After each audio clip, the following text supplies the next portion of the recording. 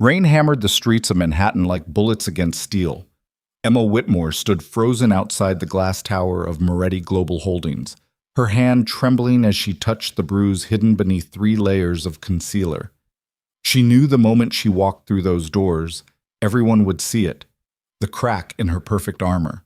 The truth she'd been hiding for weeks. And upstairs, waiting in his corner office overlooking the city like a predator surveying his kingdom, was Lucien Moretti, the most dangerous man she'd ever met. He would notice. He always noticed everything. What Emma didn't know was that within 12 hours, her ex-boyfriend would be bleeding on a warehouse floor. Lucien's enemies would mark her for death, and she would make a choice that would transform her from victim into queen of New York's most brutal empire. If you want to see how a woman goes from hiding bruises to ruling beside a monster, stay with me until the end. Hit that like button and drop a comment with your city so I can see how far this story travels. Shake. Emma's heels clicked against marble as she crossed the lobby, each step echoing like a countdown. Her reflection stared back from polished black stone, professional, composed, invisible. Exactly how she'd designed herself to be. The elevator ride to the 42nd floor felt like drowning in slow motion. She'd worked at Moretti Global Holdings for 8 months. 8 months of keeping her head down, analyzing financial reports, making herself small and efficient and unremarkable. The perfect analyst. The invisible woman. That's what you had to be when you worked for a man like Lucien Moretti. Everyone knew the rumors. How he'd built an empire on equal parts legitimate business and carefully concealed violence. How rivals who challenged him disappeared. How politicians who crossed him found themselves exposed and destroyed. How his name alone could make grown men go silent in boardrooms. Emma had seen him exactly twice since her interview, both times from a distance. Moving through the office like a storm everyone scrambled to avoid. She told herself she was safe in her invisibility. But this morning, Travis had destroyed that illusion with his fists. The bruise throbbed beneath her makeup as the elevator doors opened.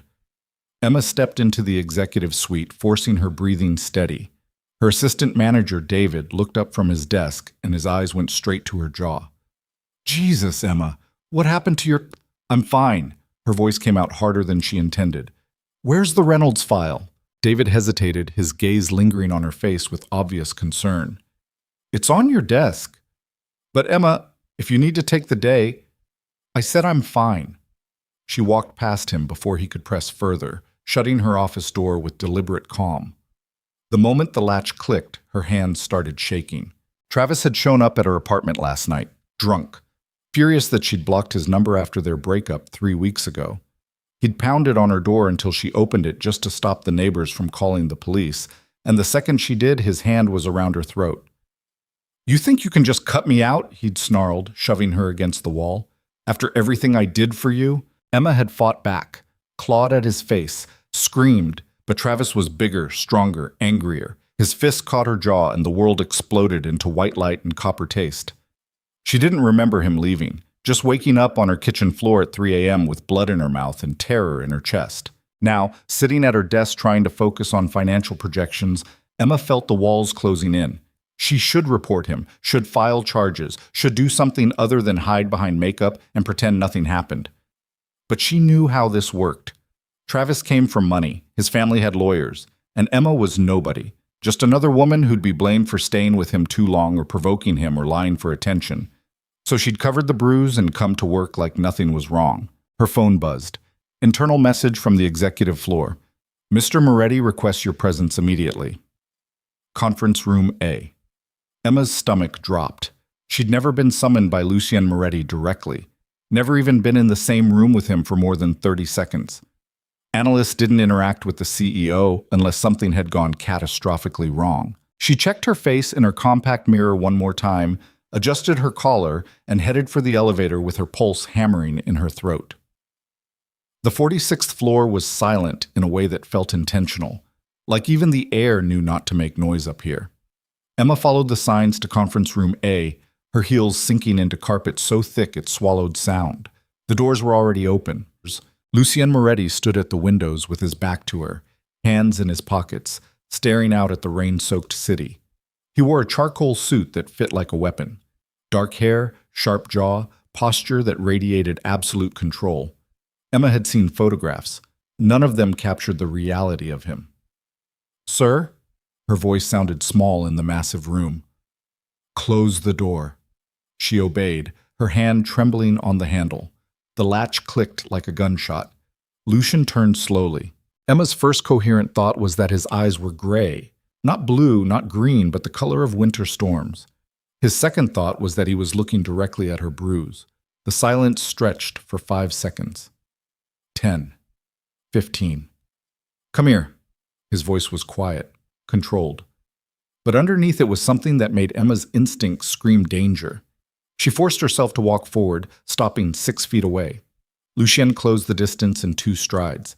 Before Emma could react, he caught her chin gently between his fingers and tilted her face toward the window light. His touch was surprisingly careful, clinical, but his eyes had gone utterly cold.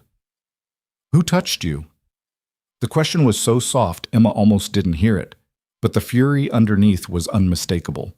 It's nothing. Who touched you?" Emma's throat closed.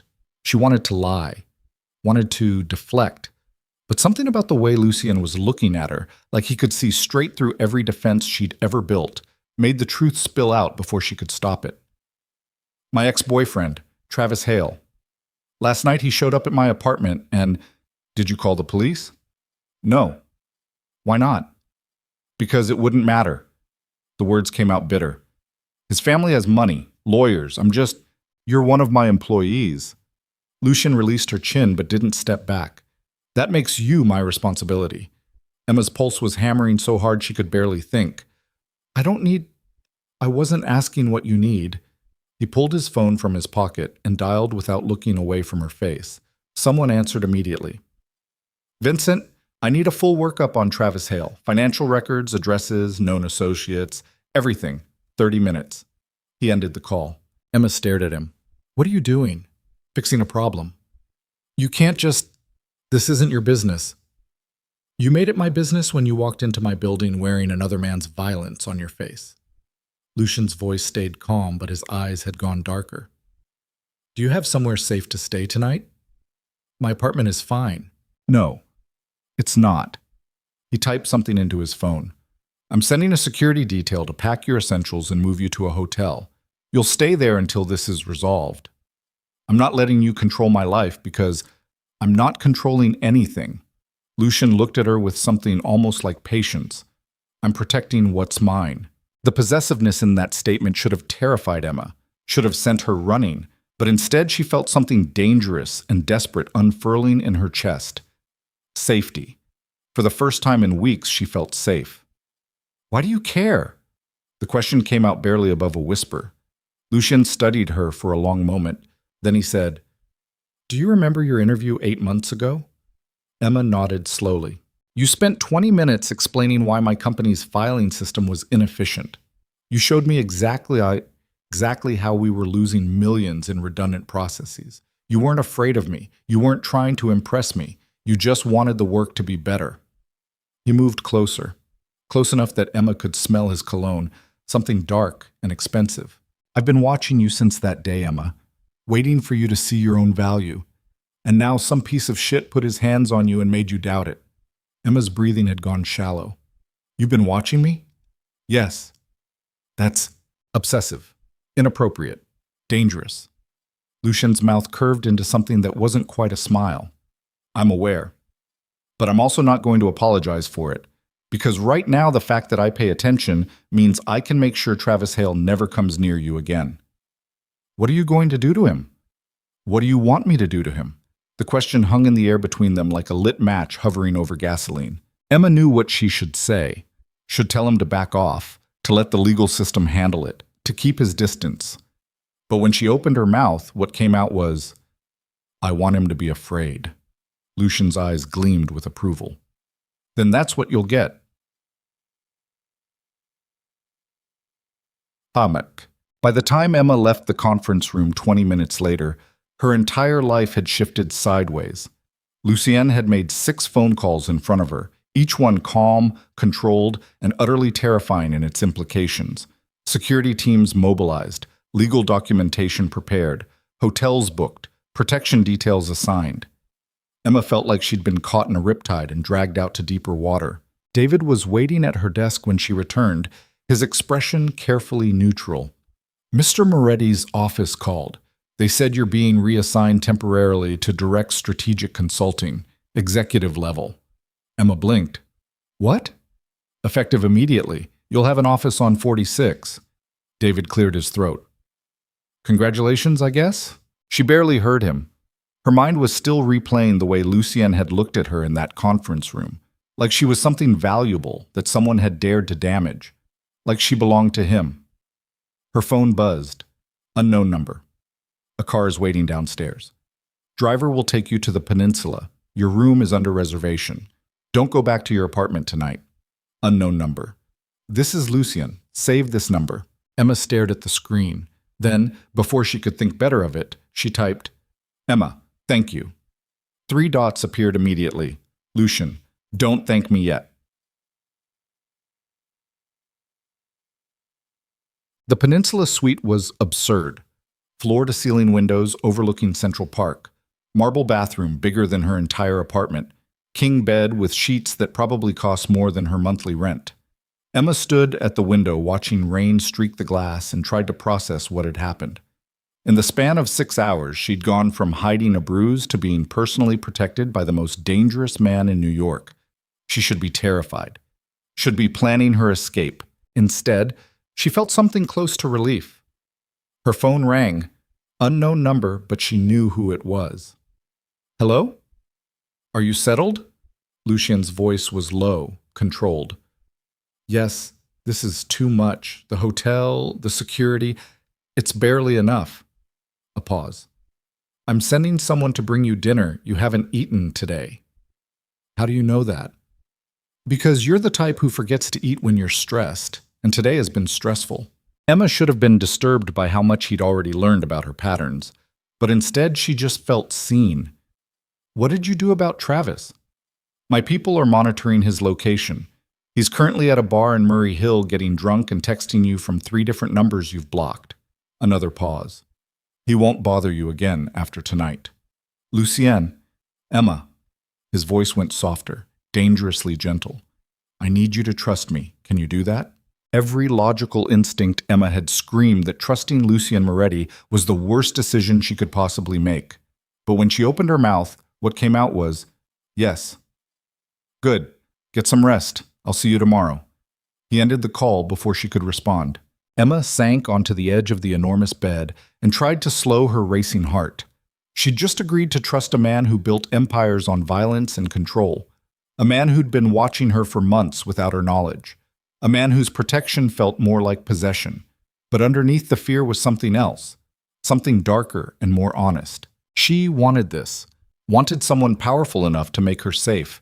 Wanted to stop being afraid every time she heard footsteps in her hallway or a knock at her door. Travis had made her feel small and worthless and afraid. Lucien made her feel seen, and Emma was starting to realize how dangerous that feeling could be.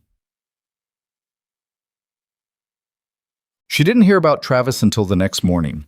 Emma arrived at Moretti Global at 7 a.m., escorted by 2 silent men in dark suits who'd been waiting in the Peninsula lobby and rode the elevator to the 46th floor in surreal silence.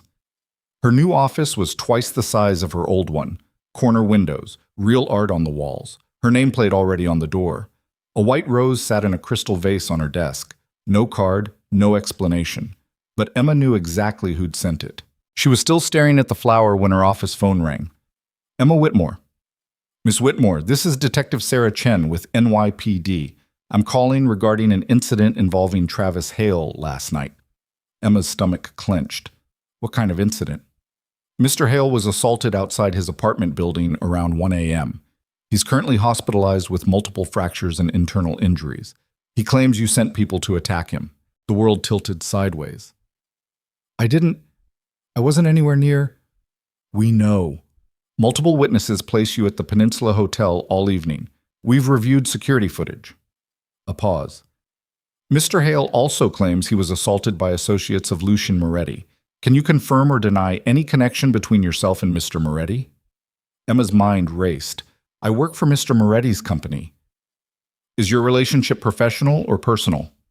Professional. Ms. Whitmore, if you're being coerced or threatened, I'm not. Emma kept her voice steady despite her hammering pulse. Detective Travis Hale assaulted me 2 nights ago. He broke into my apartment and hit me. I can send you photos of the bruising.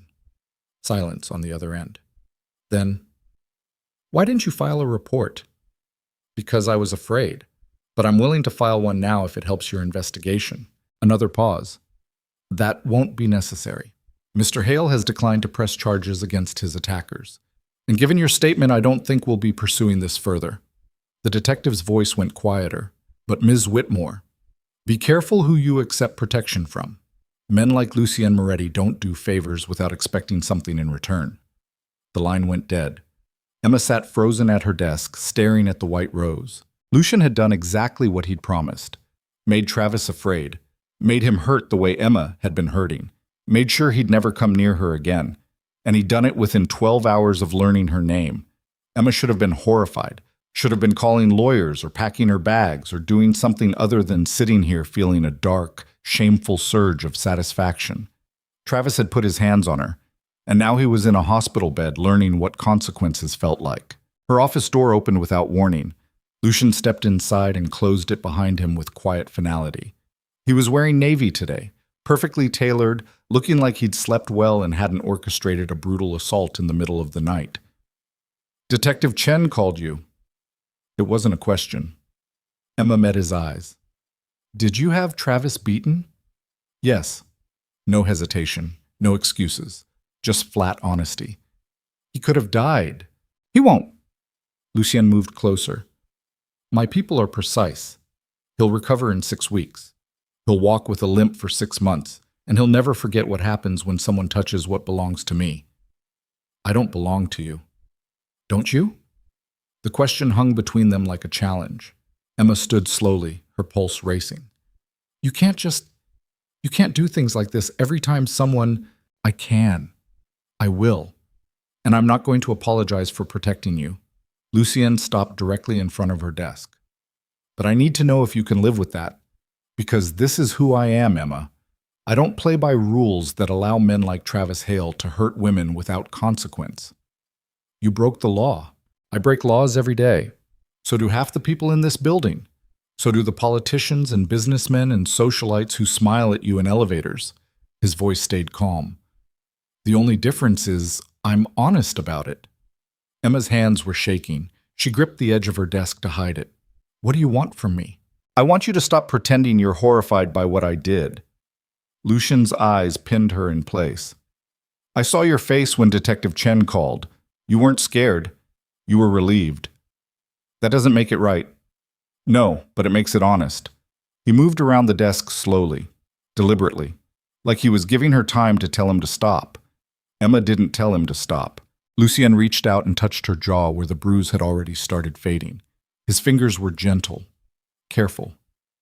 You deserve to feel safe, and if that means I have to become the monster who makes you safe, then that's what I'll be. Emma's breathing had gone shallow. I barely know you. You know enough. His thumb traced her cheekbone. You know I notice things no one else sees. You know I keep my promises. And you know that when you're near me, you don't have to be afraid anymore. It was true. All of it. Standing this close to Lucien should have terrified Emma. He was dangerous, violent, criminal. But instead she just felt anchored, seen, protected. This is insane, she whispered. Probably. People will talk. Let them. I could lose everything. Or you could gain everything. Lucien's hand slid to the back of her neck, his fingers threading through her hair. Your choice, Emma. But make it now. Because once you step into this with me, there's no going back. Emma knew what the smart choice was. Walk away. Report him. Find a new job. Rebuild her life somewhere far from Lucien Moretti and his brutal empire. But when she looked into his storm-gray eyes, she didn't see a monster. She saw someone who'd noticed her pain and ended it without asking for permission or apologies. She saw someone who made her feel powerful instead of small. And she realized with sudden, terrifying clarity that she'd already made her choice the moment she'd told him she wanted Travis to be afraid. Kiss me, she said quietly. Lucien's eyes darkened. If I kiss you, you're mine, completely. No half measures. I know. He kissed her like he owned her, deep and possessive and absolutely certain. Emma's hands fisted in his suit jacket as the world narrowed to just the two of them, this moment, this choice. When Lucien finally pulled back, his voice was rough. You have no idea what you just started. Emma's lips curved into something that wasn't quite a smile. Then show me. The next 3 weeks rewrote Emma's entire existence. Lucien didn't hide their relationship, didn't pretend it was professional or casual or anything other than what it was, absolute possession. White roses appeared on Emma's desk every morning. Lucien's security escorted her everywhere. Employees who'd barely acknowledged her existence now treated her with careful, nervous respect. And at night, when the office emptied and the city lights burned through the windows, Lucien would pull her into his office and show her exactly what it meant to belong to someone who built empires on power and blood money. He taught her about the real empire hidden beneath Moretti Global's legitimate facade, the political leverage, the carefully cultivated relationships with people who operated in moral gray zones, the security teams that were really enforcers, the business deals that were really warnings. People think power comes from money, Lucien told her one night. His hand splayed possessively across her stomach as they stood at his office windows overlooking the city. But money is just a tool. Real power comes from knowing which threats are real and which ones are theater. And which is this? Emma gestured at the glittering skyline. Both. He kissed her throat. I'm the monster they're afraid of. But I'm also the king they need. Because without me, this city would tear itself apart. Emma tilted her head back against his shoulder. 3 weeks ago, she would have called that arrogance. Now she recognized it as simple truth. Lucien ruled New York's underworld with the same ruthless precision he applied to corporate mergers. And Emma was starting to understand her place in that world. Not as a victim, not as decoration, as a partner. I'm promoting you, Lucien said abruptly. Full strategic director, executive board seat, equal authority over company operations. Emma turned in his arms. That's insane. I'm 28 years old. I've been here 8 months, and you're smarter than half my board combined. You see patterns they miss. You understand numbers like they're a language everyone else forgot how to speak. His hands framed her face. I'm not giving you this because we're sleeping together. I'm giving you this because you've earned it, and because I want the world to know exactly what you mean to me. People will say I slept my way to the top. Let them. You and I know the truth. Emma searched his eyes. What if I fail? You won't. Lucien kissed her forehead. But if you do, we'll fail together. That night, Emma signed the paperwork, making her one of the youngest executives in Moretti Global's history, and she realized she'd stopped being afraid of what she was becoming. The engagement ring appeared on a Wednesday. Emma was reviewing acquisition reports when Lucien walked into her new corner office, 3 doors down from his, and set a black velvet box on her desk without preamble. Open it. Emma's heart stuttered. Lucien, open it. She did. The ring was platinum, simple, and absolutely stunning. A single diamond that caught the light like trapped starfire. Marry me. Lucien wasn't asking. He was stating fact. Emma's hands shook. We've known each other 3 weeks. 22 days. And I knew I wanted you 8 months ago. He moved around the desk and pulled her to her feet. I don't do anything halfway, Emma. You already live in my hotel suite. You already run half my empire. The only thing left is making it permanent. People get engaged after dating for years. I'm not people. Neither are you. His thumb traced her lower lip. Say yes. Emma knew this was reckless. Knew she should demand more time, more certainty, more of something rational and sane. But standing in Lucien's arms with his ring burning against her palm, she couldn't remember why any of that mattered. Yes. Lucien's smile was pure triumph. He slid the ring onto her finger, kissed her hard enough to make her dizzy, and then stepped back with dark satisfaction in his eyes.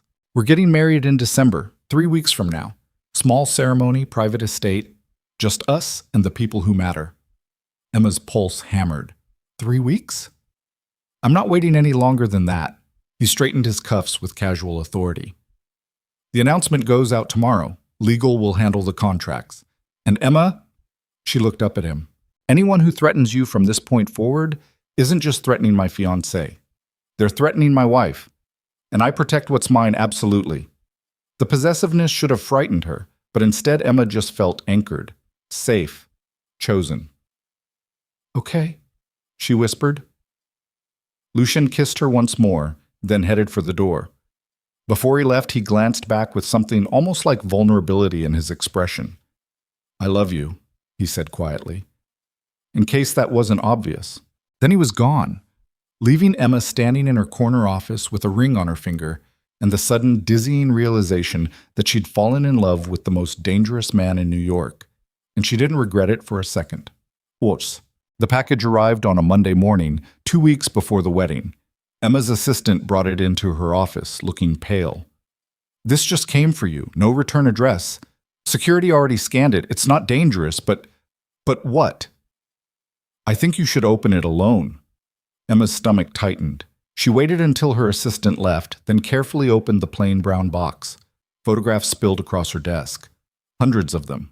Emma leaving restaurants. Emma shopping. Emma walking through Central Park.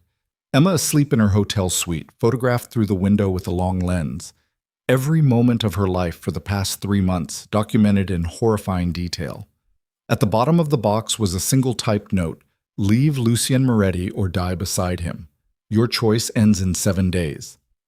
Emma's hands went numb. The room tilted sideways. She grabbed her phone with shaking fingers and dialed Lucien's private line. He answered on the first ring. What's wrong? Not a question, a statement. He could hear it in her voice.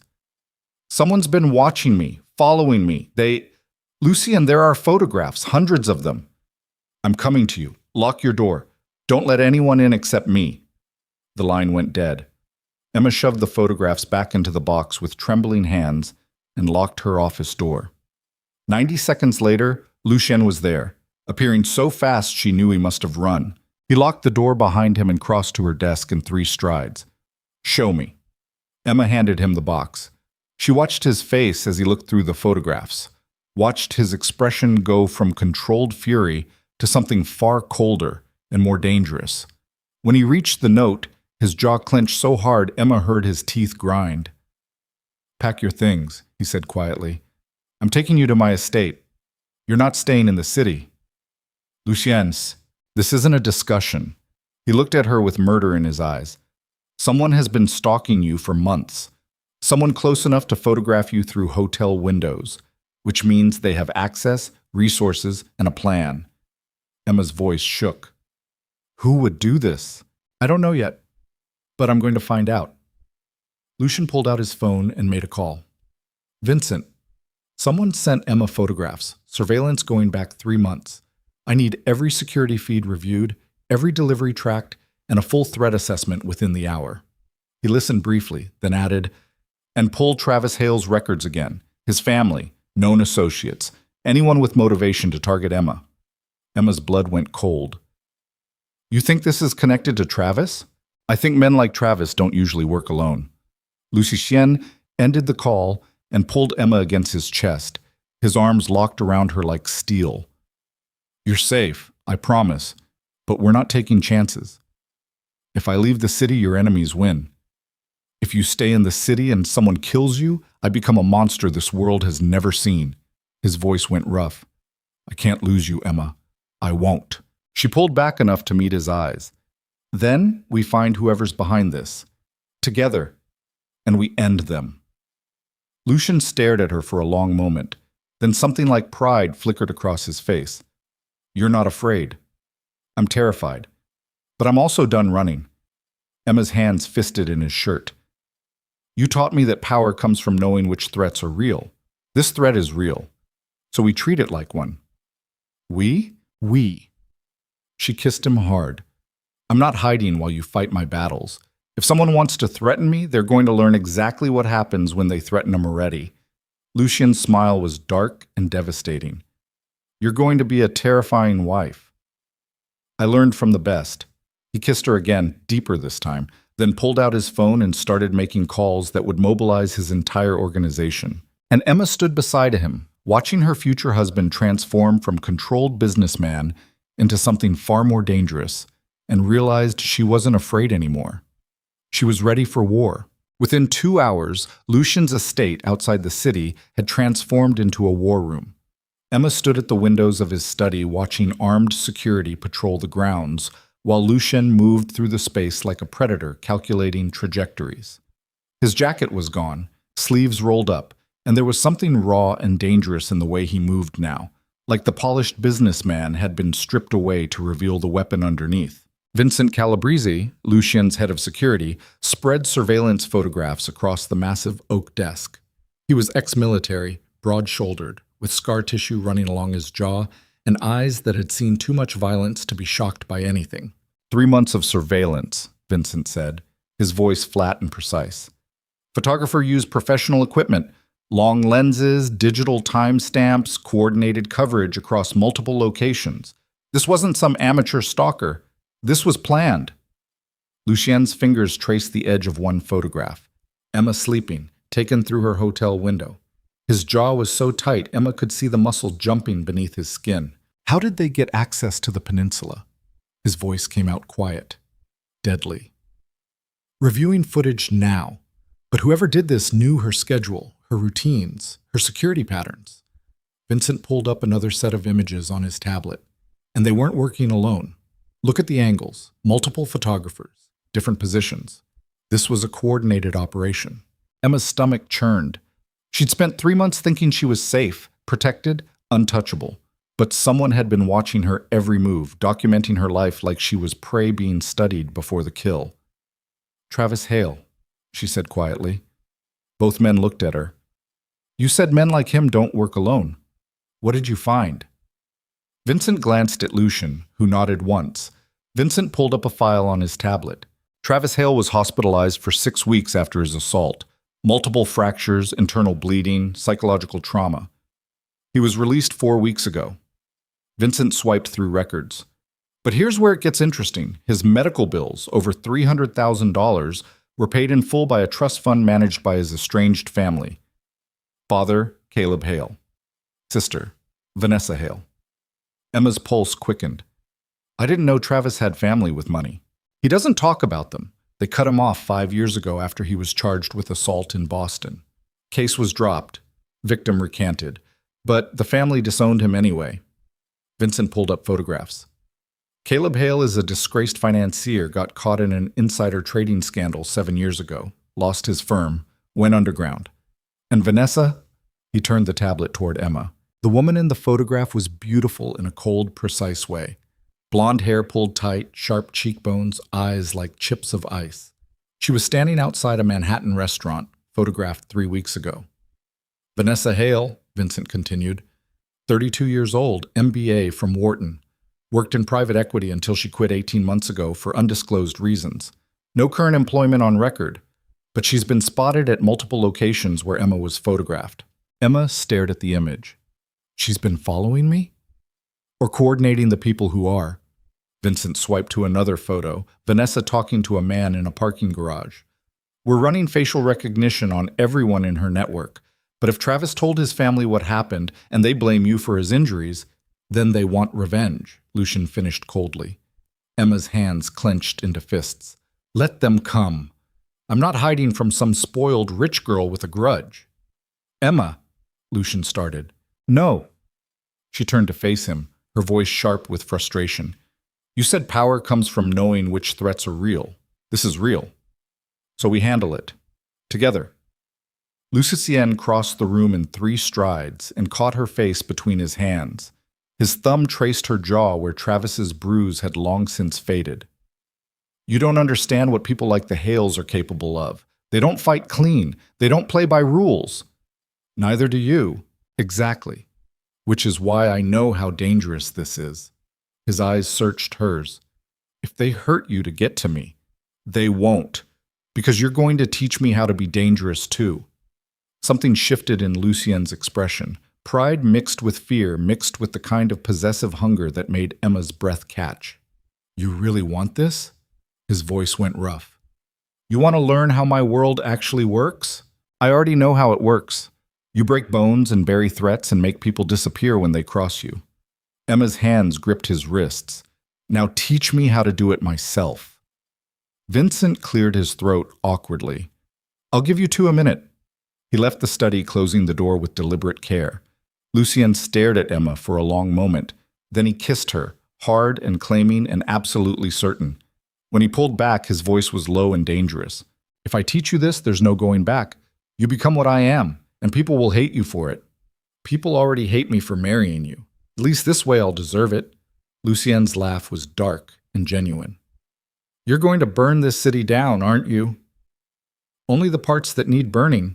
He kissed her again, softer this time, then stepped back and straightened his sleeves with renewed focus. All right, then we start now. Vincent? The door opened immediately. Vincent had obviously been waiting just outside. Bring everything you have on the Hale family, Lucien said. Financial records, property holdings, known associates, business dealings. I want their entire network mapped within 24 hours. Already in progress. Vincent set his tablet on the desk. But boss, there's something else you need to see. He pulled up a series of bank transfers.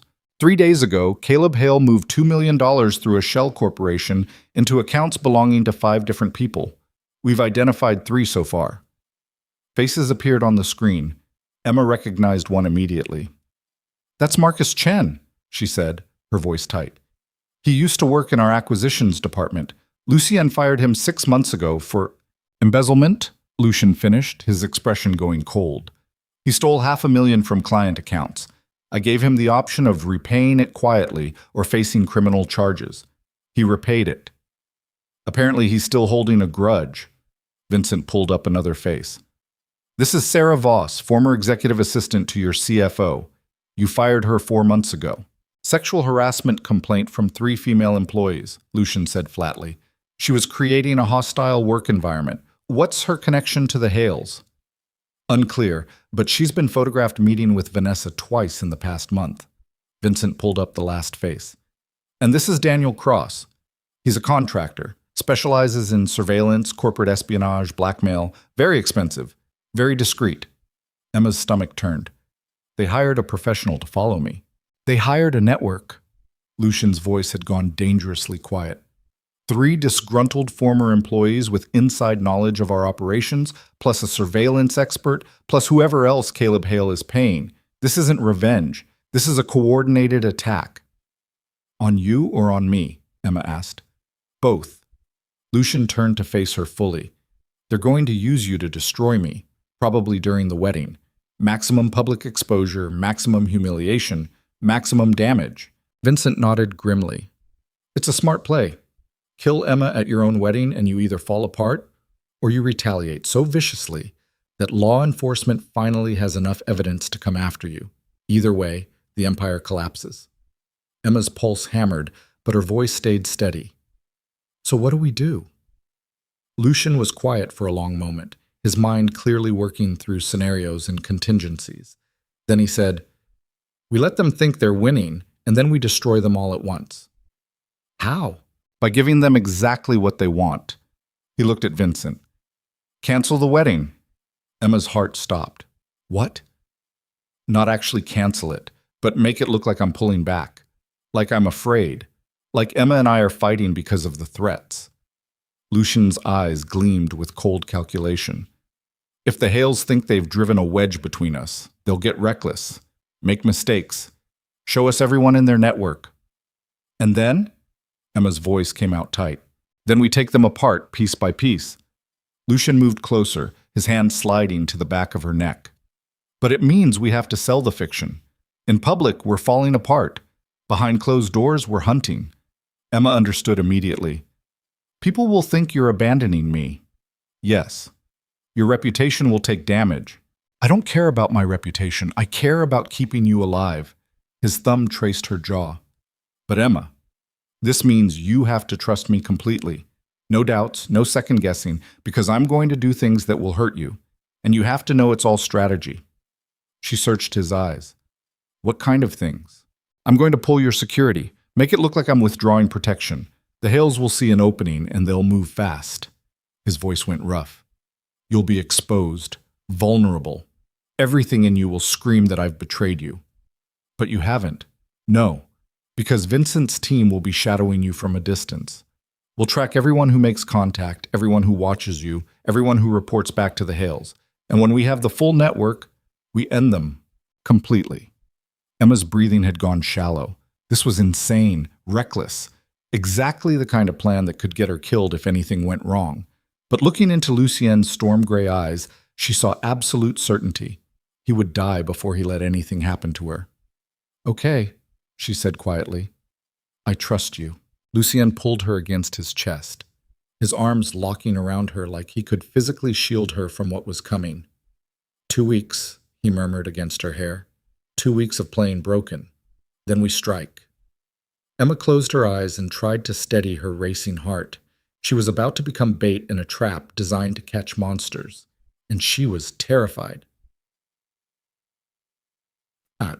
The performance started the next morning. Emma returned to the city alone. No security detail, no armed escort, just a car service that dropped her at Moretti Global like nothing had changed. Inside the building, people whispered. Their eyes followed her with the kind of hungry curiosity that came before scandal. By noon, the rumors were everywhere. Lucien Moretti had thrown his fiancée out. They'd fought viciously about the threats. Emma had demanded more protection. Lucien had refused. The engagement was on the verge of collapse. None of it was true. But in the world of corporate gossip, truth didn't matter half as much as drama. Emma sat in her office pretending to work while her stomach churned with anxiety. Every person who walked past her door felt like a potential threat. Every unexpected sound made her pulse spike. But she kept her expression calm, professional, like nothing was wrong. At 2 p.m., her phone buzzed. Unknown number. I heard about you and Lucien. I'm sorry. Emma stared at the screen. The number wasn't in her contacts, but the timing was too perfect to be coincidence. She typed back carefully. Who is this? Unknown number, a friend. We used to work together. I left the company a few months ago, but I still care about you. If you need help getting away from Lucien, I know people who can protect you. Emma's blood went cold. This was it. The Hales network making contact. She glanced at the corner of her office where Vincent had installed a hidden camera before she'd left the estate. They were watching, recording, building their case. Emma, how did you get this number? Unknown number. Does it matter? You're in danger. Lucien Moretti is a dangerous man and you need to get away from him before it's too late. Emma, I don't need protection from Lucien. Unknown number. Yes, you do, and I can prove it. Meet me tomorrow. Coffee shop on the corner of 5th and 42nd, 10 a.m. Come alone. The text thread went silent. Emma set her phone down with shaking hands and stared at nothing for 30 seconds. Then she opened her laptop and sent an encrypted message to the private server Vincent had set up. Contact made. Meeting requested tomorrow 10 a.m., 5th and 42nd. The response came back in seconds. Vincent, we'll have eyes on you. Stay calm. Follow the script. Emma closed the laptop and tried to slow her breathing. This was just the beginning. Months. That night, Lucien didn't come to her hotel suite. Emma knew it was part of the plan, knew they had to maintain the appearance of a relationship in collapse. But lying alone in the enormous bed, staring at the ceiling while Manhattan glittered outside her windows, she felt the first real threat of doubt creeping in. What if something went wrong? What if the Hales moved faster than Lucien anticipated? What if she ended up dead in some warehouse because they'd underestimated how ruthless Vanessa Hale could be? Her phone rang at midnight. Unknown number. Emma answered without thinking. Hello? Breathing on the other end. Then a woman's voice, cold and precise. Emma Whitmore. We haven't met, but I think it's time we did. Emma's pulse spiked. Who is this? Someone who knows exactly what Lucien Moretti is, and someone who can help you survive him. A pause. My name is Vanessa Hale, and I think you and I need to talk. Emma's mind raced. This wasn't supposed to happen yet. Vanessa wasn't supposed to make direct contact. She was supposed to work through intermediaries, stay hidden, keep her hands clean. I don't know who you are, Emma said carefully, but don't lie. You know exactly who I am. Just like you know my brother is in physical therapy learning to walk again because your fiancé had him beaten within an inch of his life. Vanessa's voice stayed calm, controlled. Travis made a mistake. He hurt you. He deserved consequences. But what Lucien did went far beyond justice. It was cruelty. And it's the same cruelty he'll eventually turn on you. Lucien has never hurt me. Not yet. But he will. Men like him always do. Vanessa's tone shifted, became almost sympathetic. I know what you're thinking. You think you're different, special. That he loves you so much he'll never hurt you the way he hurts everyone else. But Emma, love doesn't stop men like Lucien Moretti from being monsters. It just makes them better at hiding it. Emma's throat tightened. Why are you calling me? Because I want to offer you a way out, before it's too late. A beat of silence. Meet with my associate tomorrow. Listen to what they have to say. And then decide if you really want to marry a man who solves problems with violence. The line went dead. Emma sat frozen in the darkness, her heart hammering against her ribs. This was still part of the plan. Vanessa making contact was exactly what they'd predicted. But hearing the woman's voice, calm, rational, almost kind, made something twist uncomfortably in Emma's chest. What if Vanessa was right? Not about Lucien being a monster. Emma had already made peace with what Lucien was, but about what would happen when his violence eventually turned in her direction. She grabbed her phone and texted the encrypted server. Emma, Vanessa Hale just called me directly. Pushed the meeting tomorrow, trying to separate me from Lucien psychologically. Vincent, expected. Stay the course. Emma, what if she's right? What if Lucien eventually... Vincent, he won't. I've worked for him for 8 years, seen him destroy rivals, ruin enemies, break men twice his size. But I've never seen him look at anyone the way he looks at you. He'd burn the world before he hurt you. Emma wanted to believe that, needed to believe it. But alone in the dark, with Vanessa's words echoing in her head, doubt crept in like smoke under a door. Nah. The coffee shop was crowded when Emma arrived at 9:55 a.m. She ordered an Americano and found a table near the windows, her pulse hammering as she scanned the room for threats. Vincent's team was out there somewhere, watching, recording, ready to intervene if things went wrong. But Emma had never felt more alone. At exactly 10 a.m., a woman slid into the chair across from her. Sarah Voss, former executive assistant, fired for harassment, now working for the Hales. She was blonde, polished, wearing expensive clothes that probably came from the $2 million Caleb Hale had distributed to his network. Her smile was warm, sympathetic, completely fake. Emma, thank you for meeting me. Emma kept her voice neutral. You said you could help. I can, but first I need you to understand something. Sarah leaned forward slightly. I worked at Moretti Global for 3 years. I saw things, heard things. Lucien Moretti is not the man you think he is. Then who is he? A sociopath with unlimited resources and no moral compass. Sarah pulled out her phone and turned it toward Emma. Look. The screen showed surveillance footage, grainy, black and white, time-stamped 6 months ago.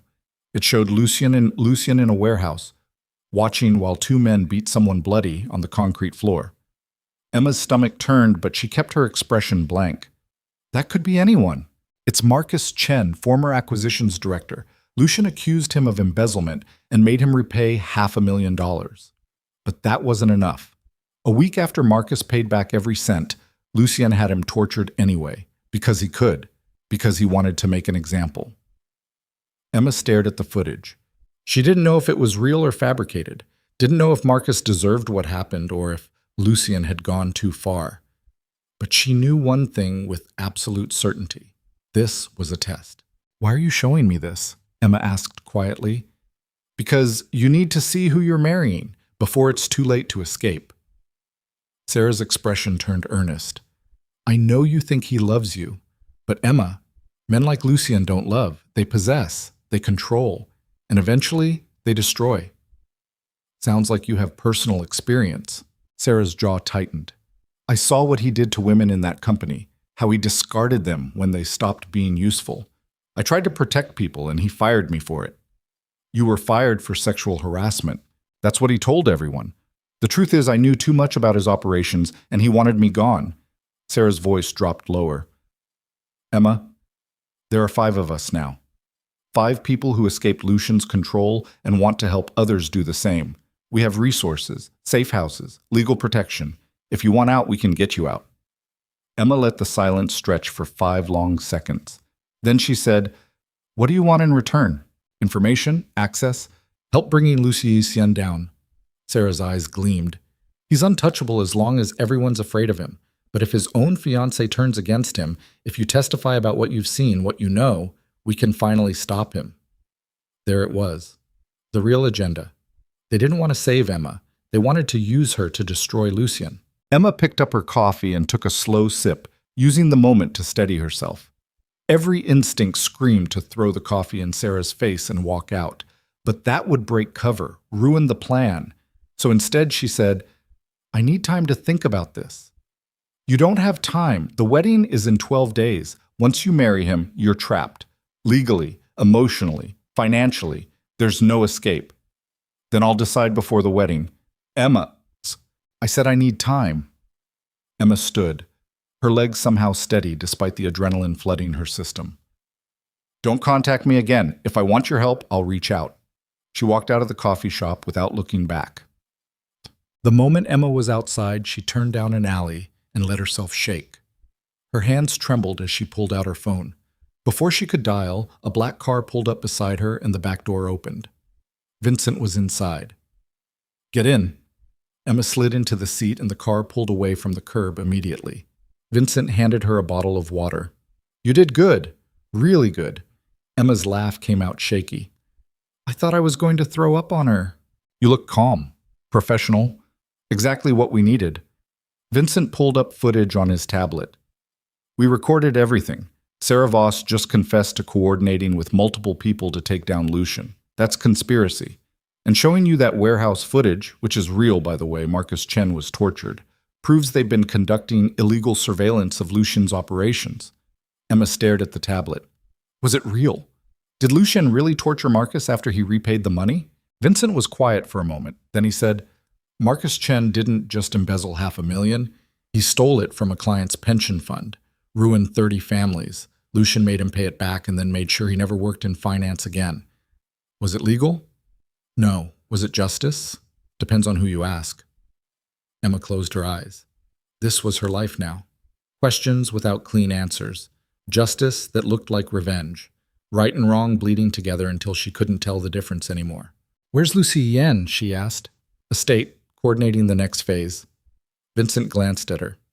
"You sure you want to keep going? Because Sarah was right about one thing. Once you marry him, there's no going back." "I know." "And you're still sure?" Emma opened her eyes and met Vincent's gaze directly. "Lucien is the only person who's ever made me feel powerful instead of powerless. He's violent and ruthless and criminal, but he's also the only man who's ever seen me as an equal. So yes, I'm sure." Vincent nodded slowly. "Then let's finish this." The next 8 days were psychological warfare. Emma maintained the fiction of a relationship in crisis. She stayed at the hotel alone, ignored Lucien's calls in public, let people see her crying in the executive bathroom, played the role of a woman questioning everything, and one by one, the Hales network emerged from the shadows. Marcus Chen approached her outside the office, offering sympathy and secret files. Daniel Cross, the surveillance expert, sent encrypted messages with proof of Lucie's criminal activities. Another former employee, someone Emma barely remembered, showed up at her gym with stories of abuse and corruption. Each contact was documented, recorded, added to Vincent's growing case file. But the strain was killing Emma from the inside out. She hadn't seen Lucien in person for 8 days, hadn't felt his arms around her or heard his voice except through brief, cold text messages that were obviously meant for anyone monitoring her phone. The doubt that started as a whisper had grown into a roar. What if this was all real? What if Lucien actually was pulling away? What if the threats had made him realize she was a liability and now he was looking for an exit? On the 9th day, Emma broke. She bypassed Vincent's security, took a private car to Lucien's estate, and walked through the front door like she owned the place. Lucien was in his study. When he looked up and saw her standing there, something cracked in his controlled expression. "Emma, don't." She closed the distance between them. Don't say anything. Just... She kissed him desperately, her hands fisting in his shirt, her entire body shaking with 9 days of fear and doubt and loneliness. Lucien caught her against his chest, his arms crushing her so tightly she could barely breathe. "I'm sorry," he murmured against her hair. "I'm so sorry. I know this has been... I thought you changed your mind." Emma's voice broke. "I thought you decided I wasn't worth the risk." "Emma." Lucien pulled back just enough to frame her face with his hands. His eyes were fierce, absolute. "I would rather die than let anything happen to you. These 9 days have been the worst of my life because I couldn't hold you, couldn't protect you, couldn't make sure you were safe. But it's almost over. 3 more days, and we end this." 3 days? "The Hales are planning something for the wedding. We've intercepted communications. They're bringing in outside contractors, moving money, coordinating with their network. They think you're vulnerable and I'm distracted. They're going to make their move during the ceremony." Emma's pulse quickened. "What kind of move?" "Kidnapping, probably." "Use you as leverage to destroy me publicly." Lucien's jaw clenched. "But we'll be ready. Vincent's team will be positioned throughout the venue. The moment they make contact, we take them all. And then they disappear, permanently." He kissed her forehead. "No more threats, no more fear. Just you and me and the empire we're building together." Emma wanted to believe him, wanted to trust that in 3 days this nightmare would be over and she could finally breathe. But standing in Lucien's arms, she couldn't shake the feeling that something was about to go catastrophically wrong. Matin. The night before the wedding, Emma couldn't sleep. She lay in the hotel suite, alone again for the final performance, and stared at the ceiling while her mind raced through every possible disaster scenario. What if Vincent's team missed something? What if the Hales had backup plans they hadn't anticipated? What if Emma ended up dead because she'd trusted too much and seen too late? At 2 a.m., her phone buzzed. Unknown number. "Last chance, Emma. Walk away tonight or die tomorrow." Her blood went cold. She grabbed the phone and texted Vincent's encrypted server. "Emma, another threat. Direct. They know the wedding is tomorrow." No response. Emma tried calling Vincent. Straight to voicemail. She tried Lucien. Same thing. Panic started creeping up her throat. She threw off the covers and grabbed her laptop, trying to access the secure server Vincent had set up. Access denied. Emma's hands started shaking. Something was wrong. Vincent wouldn't go dark the night before the operation. Lucien wouldn't ignore her calls. Unless... Her hotel room door crashed open. 3 men in tactical gear stormed inside before Emma could scream. One of them grabbed her, clapping a hand over her mouth while another zip-tied her wrists. Emma fought viciously, kicking and thrashing and trying to bite, but they were professionals. Trained. Within 30 seconds, she was restrained and being carried toward the service elevator. Where the hell was Vincent's team? Where was Lucien's security? Where was anyone? The men dragged her into a van waiting in the hotel's underground garage. Emma's mind raced as they shoved her into the back and slammed the doors. This wasn't supposed to happen. The Hales were supposed to move tomorrow during the wedding when Vincent's team was in position. Not tonight. Not like this. Unless Lucien had been wrong. Unless the Hales had anticipated the trap and struck first. Unless Emma was about to die alone in the dark because she'd trusted a monster who promised her protection he couldn't actually deliver. The van pulled away from the hotel, and Emma realized with cold, absolute terror that she might have just made the biggest mistake of her life. The van drove for 47 minutes. Emma counted every second, her wrists burning where the zip ties cut into skin, her breathing shallow and controlled through the cloth bag they'd shoved over her head. She couldn't see, couldn't orient herself, could only feel the vehicle's movements, turns, stops, acceleration, and try to map their route in her mind. When the van finally stopped, rough hands dragged her out into cold night air that tasted like salt water and industrial decay. The Hudson River, Emma thought, somewhere along the waterfront where abandoned warehouses rotted into the shoreline. They walked her across gravel, then concrete, then shoved her down into a metal chair. The bag came off her head in one violent motion. Emma blinked against sudden fluorescent brightness. She was in a warehouse, massive, empty, filled with the smell of rust and standing water, shipping containers stacked against far walls, a single table in front of her with 2 chairs, and standing in the shadows beyond the lights, at least a dozen figures watching in silence. One of them stepped forward into the light. Vanessa Hale looked exactly like her photographs. Cold, beautiful, precisely controlled. She wore tailored black pants and a silk blouse, her blonde hair pulled back so tightly it made her face look skeletal. Her eyes were the same pale blue as her brother Travis, but where his had been filled with rage, hers held something far more dangerous. Calculation. Emma Whitmore. Vanessa's voice was soft, almost kind. I'm sorry it had to be like this. I really am. Emma said nothing.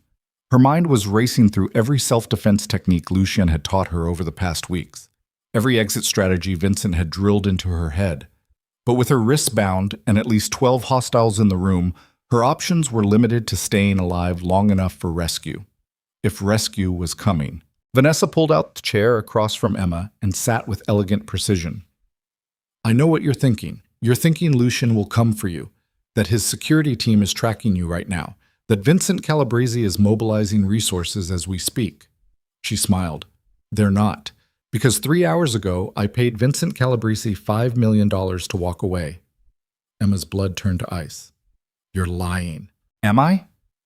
Vanessa pulled out her phone and turned it toward Emma. The screen showed a bank transfer confirmation.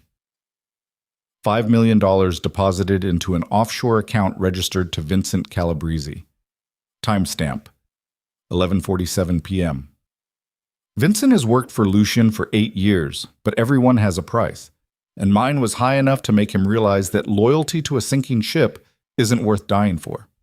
Emma's stomach lurched. That doesn't prove anything. Anyone can fake a transfer.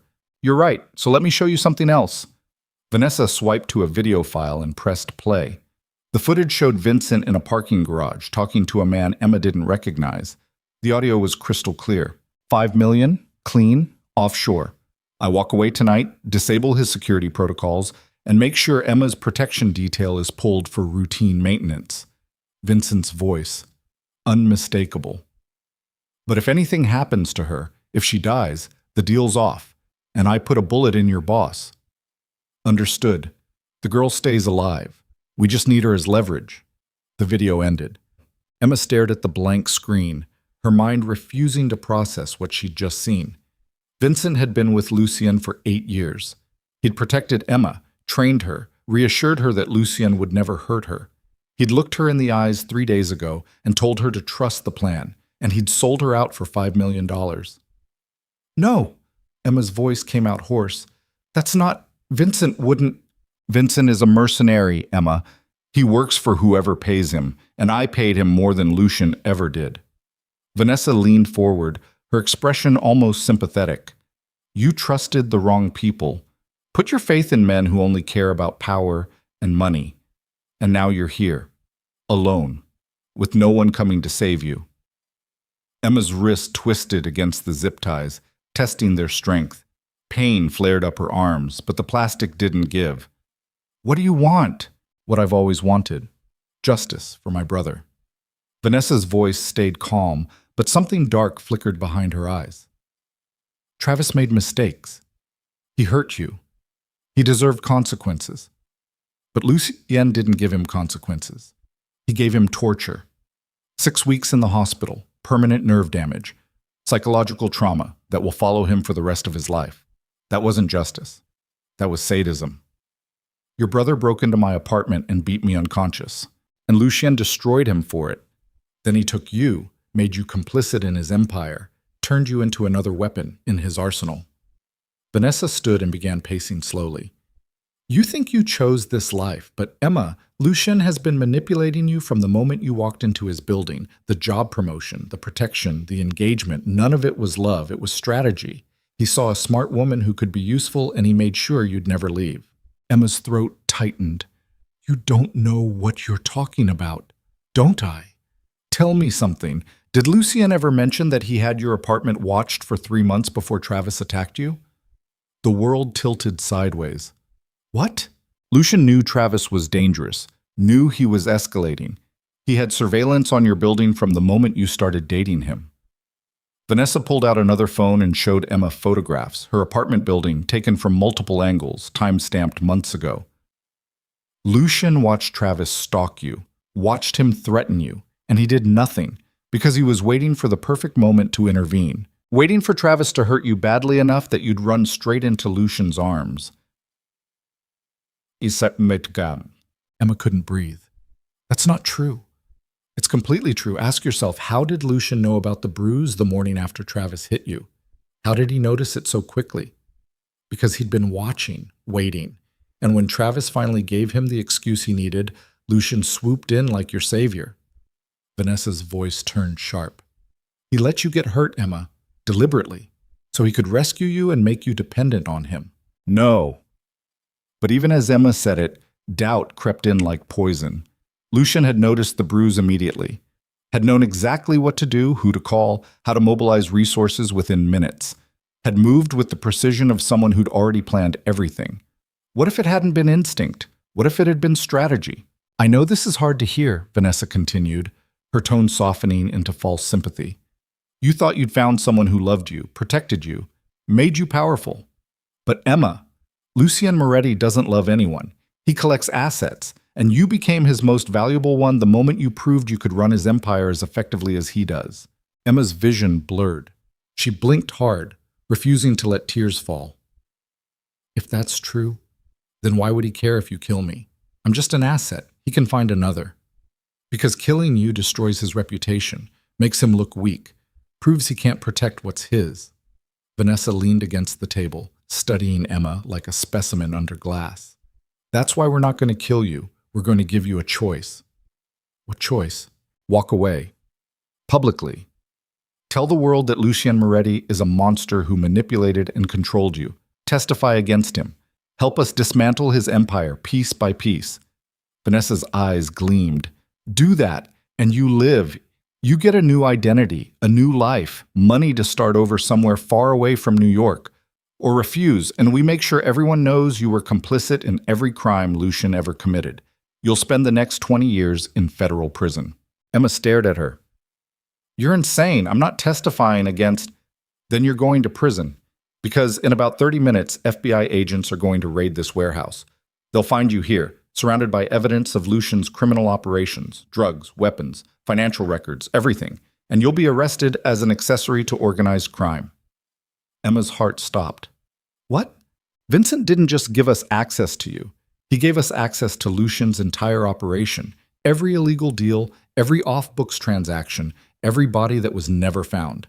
We've been building a federal case for 3 months, and tonight it all comes crashing down. Vanessa checked her watch. The FBI is en route now, so you have 28 minutes to decide, cooperate and walk away clean, or stay loyal to Lucian and spend the next 2 decades in a cell. Emma's mind spun. This couldn't be happening. Lucian had promised her protection, had promised her power, had promised her a life where she'd never have to be afraid again. But if Vincent had really betrayed them, if the FBI was really coming, then everything Lucian had built was about to collapse, and Emma would go down with it. You're bluffing, Emma said, her voice shaking despite her efforts to control it. Vanessa smiled. Am I? She gestured to one of the figures in the shadows. A man stepped forward carrying a laptop. He set it on the table and turned the screen toward Emma. Live news footage. Multiple federal vehicles pulling up to Lucian's estate, agents in tactical gear storming the property. Emma watched in numb horror as the camera zoomed in on Lucian being led out in handcuffs, his face expressionless but his eyes burning with fury. The news anchor's voice filtered through the laptop speakers. Unprecedented raid on the estate of billionaire Lucian Moretti, CEO of Moretti Global Holdings. Sources indicate multiple federal charges including racketeering, money laundering, conspiracy to commit murder, and... Vanessa closed the laptop. 26 minutes, Emma. What's it going to be? What? Emma's hands were numb. She didn't know if it was from the zip ties cutting off circulation or from the shock flooding her system. Didn't know if she was still breathing or if her lungs had just forgotten how to work. Lucian was in custody. His empire was collapsing. And Emma was sitting in a warehouse with the people who'd orchestrated it all, being offered a choice that wasn't really a choice at all. Betray Lucian or go to prison. I need to think, Emma said hoarsely. No, you don't. You need to survive.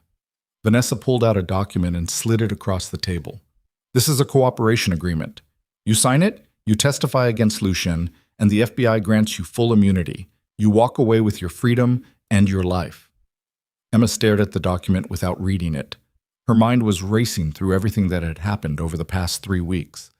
The threats, the surveillance, the plan to draw out the Hales network. It had all been real. But Lucien's plan, the trap he'd promised would protect her, had been dismantled by his own head of security. Vincent had sold them out, and now Emma was alone. Why? Emma's voice cracked. Why go to all this trouble? You could have just killed me, made it look like an accident. Why the elaborate setup?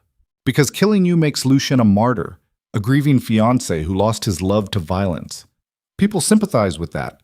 They forget his crimes and remember his pain. Vanessa's expression hardened.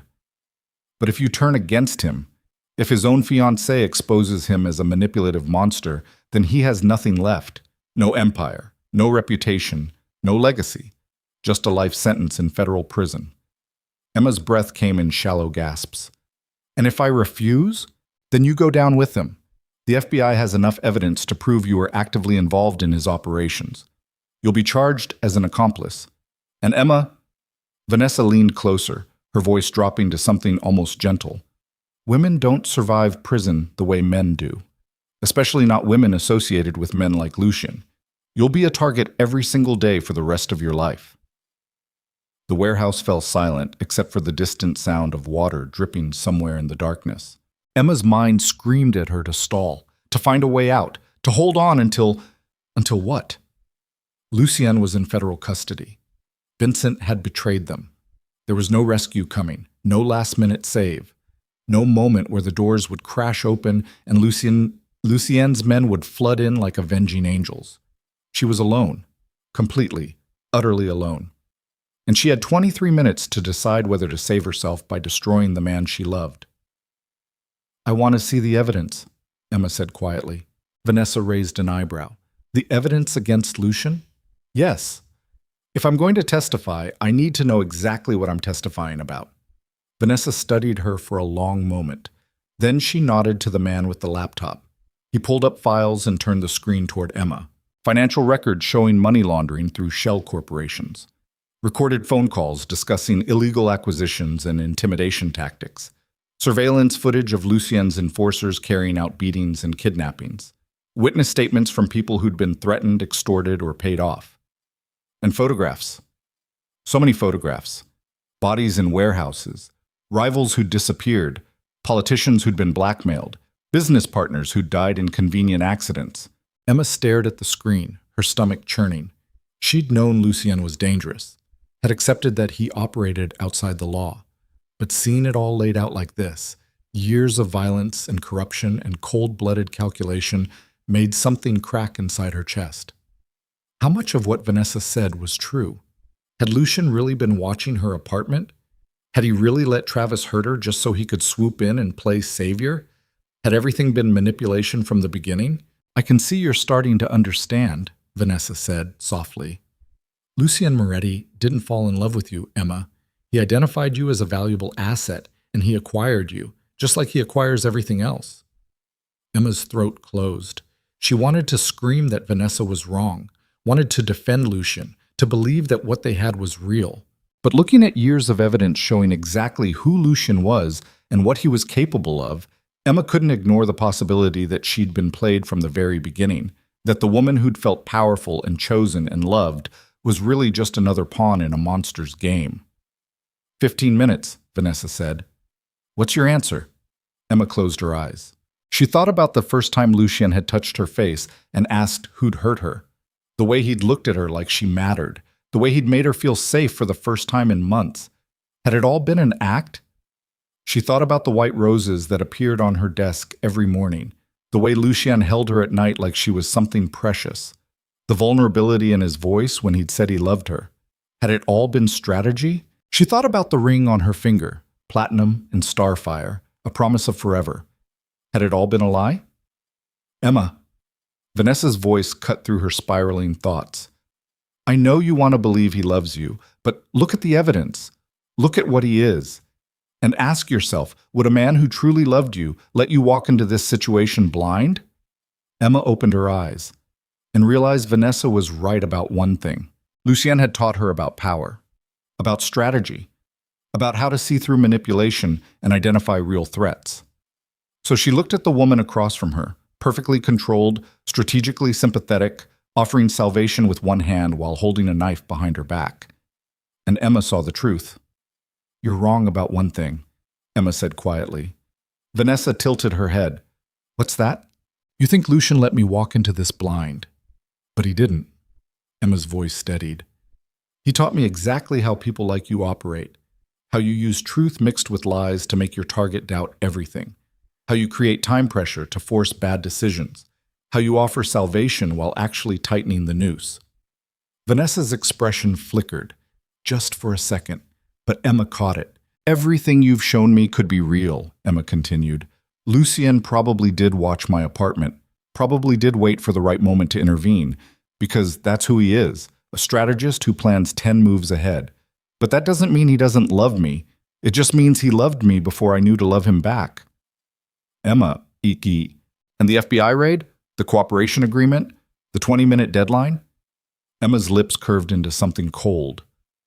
If the FBI was really coming, you wouldn't need me to sign anything right now.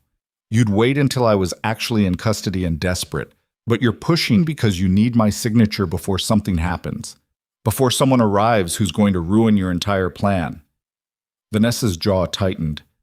You're making a mistake. Maybe, but it's my mistake to make. Emma leaned forward despite the zip ties cutting into her wrists. So here's my answer. Go to hell. For 3 seconds, nobody moved. Then Vanessa's carefully controlled mask cracked. You stupid girl. Her voice turned vicious. You really think Lucien is coming for you? Vincent sold him out. The FBI has him. His empire is gone, and you just signed your own death warrant. Then kill me. Emma's voice didn't shake. Because I'm not giving you the satisfaction of destroying him. Vanessa stared at her with something like rage and respect mixed together. Then she stood abruptly and gestured to the men in the shadows. Put her in the container. We'll decide what to do with her after. The warehouse lights went out. Complete darkness swallowed everything. Emma heard shouting, movement, the sound of metal scraping concrete. Someone grabbed her chair and dragged her sideways. She hit the ground hard, her shoulders slamming into concrete as zip-tied hands made it impossible to catch herself. Gunfire erupted. Muzzle flashes lit the darkness in strobing chaos. Emma rolled sideways, trying to find cover, her heart hammering so hard she thought it might crack her ribs. Bullets sparked off metal. Someone screamed. Glass shattered somewhere above. Then a hand closed around her arm and dragged her behind a shipping container. Stay down, Vincent's voice. Emma's mind went blank with shock. You betrayed... I did no such thing. Now shut up and let me get these off. He pulled out a knife and cut through the zip ties in one motion. Blood rushed back into Emma's hands in painful pins and needles. But the video, the bank transfer, fake. All of it. We fed Vanessa exactly what she wanted to see. Vincent pulled out a gun and checked the magazine with practiced efficiency. Lucien's not in custody. The FBI isn't raiding his estate. And I sure as hell didn't sell you out for $5 million. Emma's relief was so overwhelming she thought she might throw up. Then what? Later. Right now, we need to get you out of here before... An explosion rocked the far side of the warehouse. The remaining lights flickered back on, emergency backups casting everything in red. Through the smoke and chaos, Emma saw Lucien's security team flooding through every entrance, moving with military precision. And walking through the main doors like an avenging storm was Lucien himself. He was wearing tactical gear, carrying a weapon Emma didn't recognize, and his face was set in an expression of absolute murder. His eyes scanned the warehouse in seconds, cataloging threats and calculating trajectories. Then his gaze landed on Emma. For half a second, something human flickered across his face, relief so profound it looked like pain. Then the mask slammed back down and he was moving, covering ground with lethal purpose.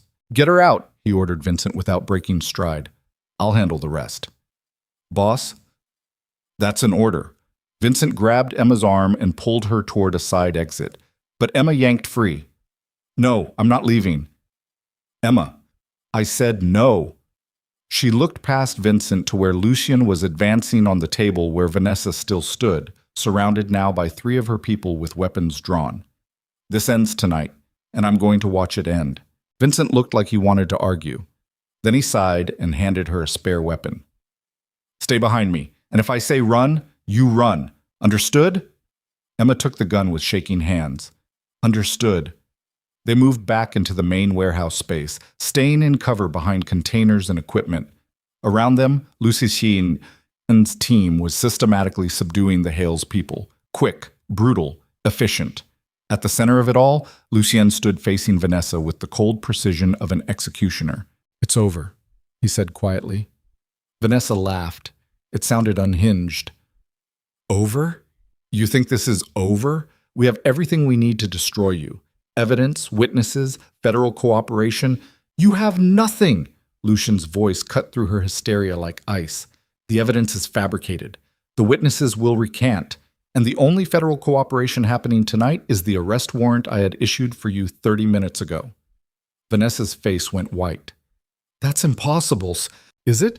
You thought you were playing me, but Vanessa... Lucien's smile was terrifying. I've been playing you since the moment you made contact with Emma. Every phone call, every threat, every member of your network. I knew about all of it, because Vincent didn't betray me. He fed you exactly what I told him to feed you. And you believed it because you wanted so badly to believe you'd finally outsmarted me. Emma watched understanding dawn across Vanessa's face, the horror of realizing she'd been manipulated from the beginning. That every move she'd made had been anticipated and countered, that she'd walked straight into a trap designed specifically for her. You can't do this, Vanessa whispered. I have lawyers, resources. My father, Your father is currently being arrested for conspiracy to commit kidnapping, along with Marcus Chen, Sarah Voss, Daniel Cross, and 12 other members of your network. Lucien moved closer. You came after what was mine, Vanessa, and I don't forgive that. Vanessa's hand moved toward something at her belt. Emma saw it happen in slow motion, saw the weapon Vanessa was reaching for, saw Lucien's team reacting, but not fast enough, saw the trajectory that would put a bullet straight through Lucien's chest. She didn't think. Emma raised the gun Vincent had given her and fired. The shot cracked through the warehouse like thunder. Vanessa's weapon clattered to the concrete. She stared down at her bleeding shoulder in shock, then up at Emma with pure hatred. I told you, Emma said, her voice steady despite the adrenaline flooding her system. I'm not letting you destroy him, or me, or anything we've built. Lucien turned slowly to look at Emma. His eyes were unreadable. Then he smiled, genuine and devastating and full of dark pride. That's my girl. Vanessa collapsed to her knees, clutching her shoulder. Lucien's men moved in immediately, restraining her and calling for medical attention. Within minutes, the warehouse was secured. Every member of the Hales network either in custody or fleeing into the night where more of Lucien's people were waiting. It was over. Emma stood in the middle of the chaos, still holding the gun, still shaking with adrenaline, and realized she'd just shot someone, had pulled the trigger without hesitation to protect the man she loved, had become exactly what Lucien had been training her to become. Dangerous. Lucien crossed the distance between them and gently took the weapon from her trembling hands. Then he pulled her against his chest so tightly Emma couldn't breathe. You terrified me, he murmured against her hair. When Vincent told me they'd taken you early, that they'd moved before we were ready, I thought, I know. Emma's hands fisted in his tactical vest. I thought you'd abandoned me. The video of Vincent, the FBI raid, everything looked so real. That was the point. Vanessa needed to believe she'd won, needed to think you were isolated and desperate so she'd show her hand completely. Lucien pulled back just enough to frame her face with his hands. But Emma, you saw through it. You didn't sign, you didn't break. You held on and you fought and you... His voice went rough. I have never been more proud of anyone in my entire life. Emma's laugh came out shaky. I shot someone. You protected yourself, protected me, became exactly what this life requires. His thumb traced her lower lip. My queen. Emma looked up at him.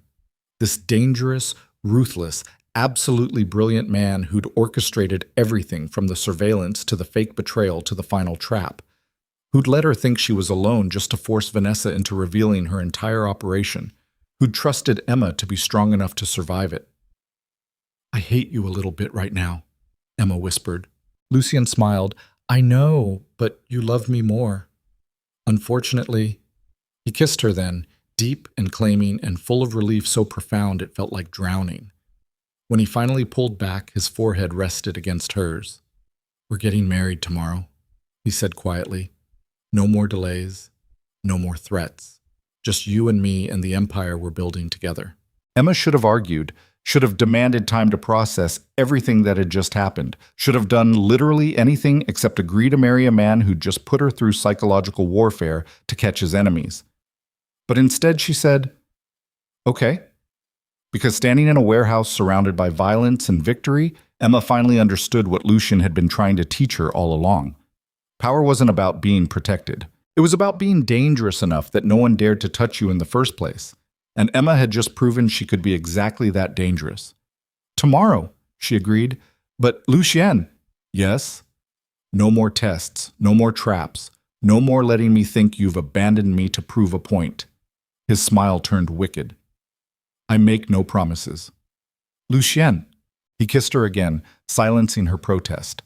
And Emma surrendered to it, surrendered to him, and realized she wouldn't change a single thing about the monster she'd chosen to love. Even when he terrified her, especially when he terrified her, because that meant they were equals. The cleanup took 3 hours. Emma sat in the back of an SUV wrapped in Lucien's jacket, watching his security team methodically erase every trace of what had happened in that warehouse. Bodies were moved. Blood was scrubbed. Evidence was collected and cataloged with the kind of efficiency that came from doing this too many times before. She should have been horrified. Should have been questioning every choice that led her to this moment, sitting in the aftermath of a gunfight, having shot someone herself, watching criminals cover up crimes. But all Emma felt was exhausted relief. It was over. The Hales network was destroyed. Vanessa was in custody, real custody this time, not the staged version Emma had seen on that laptop. And tomorrow, Emma would marry the most dangerous man in New York. If she survived the wedding. Lucien climbed into the SUV beside her, his tactical gear replaced with a clean shirt and slacks he'd pulled from somewhere. Blood still stained his knuckles. He caught Emma looking and wiped his hands with deliberate care. "Vincent's team is handling the authorities," he said quietly. "Federal arrest warrants for the entire network. Charges ranging from kidnapping to conspiracy to attempted murder. The evidence is airtight." "Because you built it that way." "Yes." No apology in his voice, just fact. Emma leaned her head against the window, watching the city lights blur past as they drove back toward Manhattan. "The video of you getting arrested, the FBI raid, how did you fake all of that?" "Professional actors, rented tactical gear, a production crew I've used before for similar operations." Lucien's hand found hers in the darkness. Vanessa was so convinced she'd won that she didn't verify the footage, didn't check sources. She saw what she wanted to see. And Vincent's betrayal? Carefully staged. He transferred $5 million of my money into an account under his name, then transferred it right back 30 seconds later. But the initial transaction was real enough to convince Vanessa's people. Lucien's thumb traced circles on her palm. The entire operation was designed to make Vanessa feel powerful, make her reveal her full network, force her into a confrontation where we controlled every variable. Emma turned to look at him. In the dim light from passing street lamps, his face was all sharp angles and shadows. "You knew they'd take me early, that they'd move before the wedding." "I suspected." Vanessa's pattern suggested she'd want maximum psychological impact, taking you when you felt most vulnerable, most isolated. His jaw tightened. "I didn't know for certain, which meant I had to let it happen and trust that you'd be strong enough to survive until we could extract you." "You used me as bait." "Yes." "Without telling me." "Yes." Emma's laugh came out bitter. "That's the second time tonight someone's told me you've been manipulating me. At what point do I start believing them?" Lucien was quiet for a long moment. Then he said, "The difference between manipulation and strategy is consent. I manipulated Vanessa because she's my enemy, but Emma..." He turned to face her fully. Everything I've done with you has been about making you stronger, teaching you how to survive in my world. I didn't tell you about tonight's plan because if you'd known, Vanessa would have sensed it. Your fear had to be real for her to believe she'd won, so you let me think you'd abandoned me. Let me think Vincent betrayed us. Let me sit in that warehouse believing I was completely alone. Yes, and I will never forgive myself for it. His hand tightened on hers. But Emma, you survived.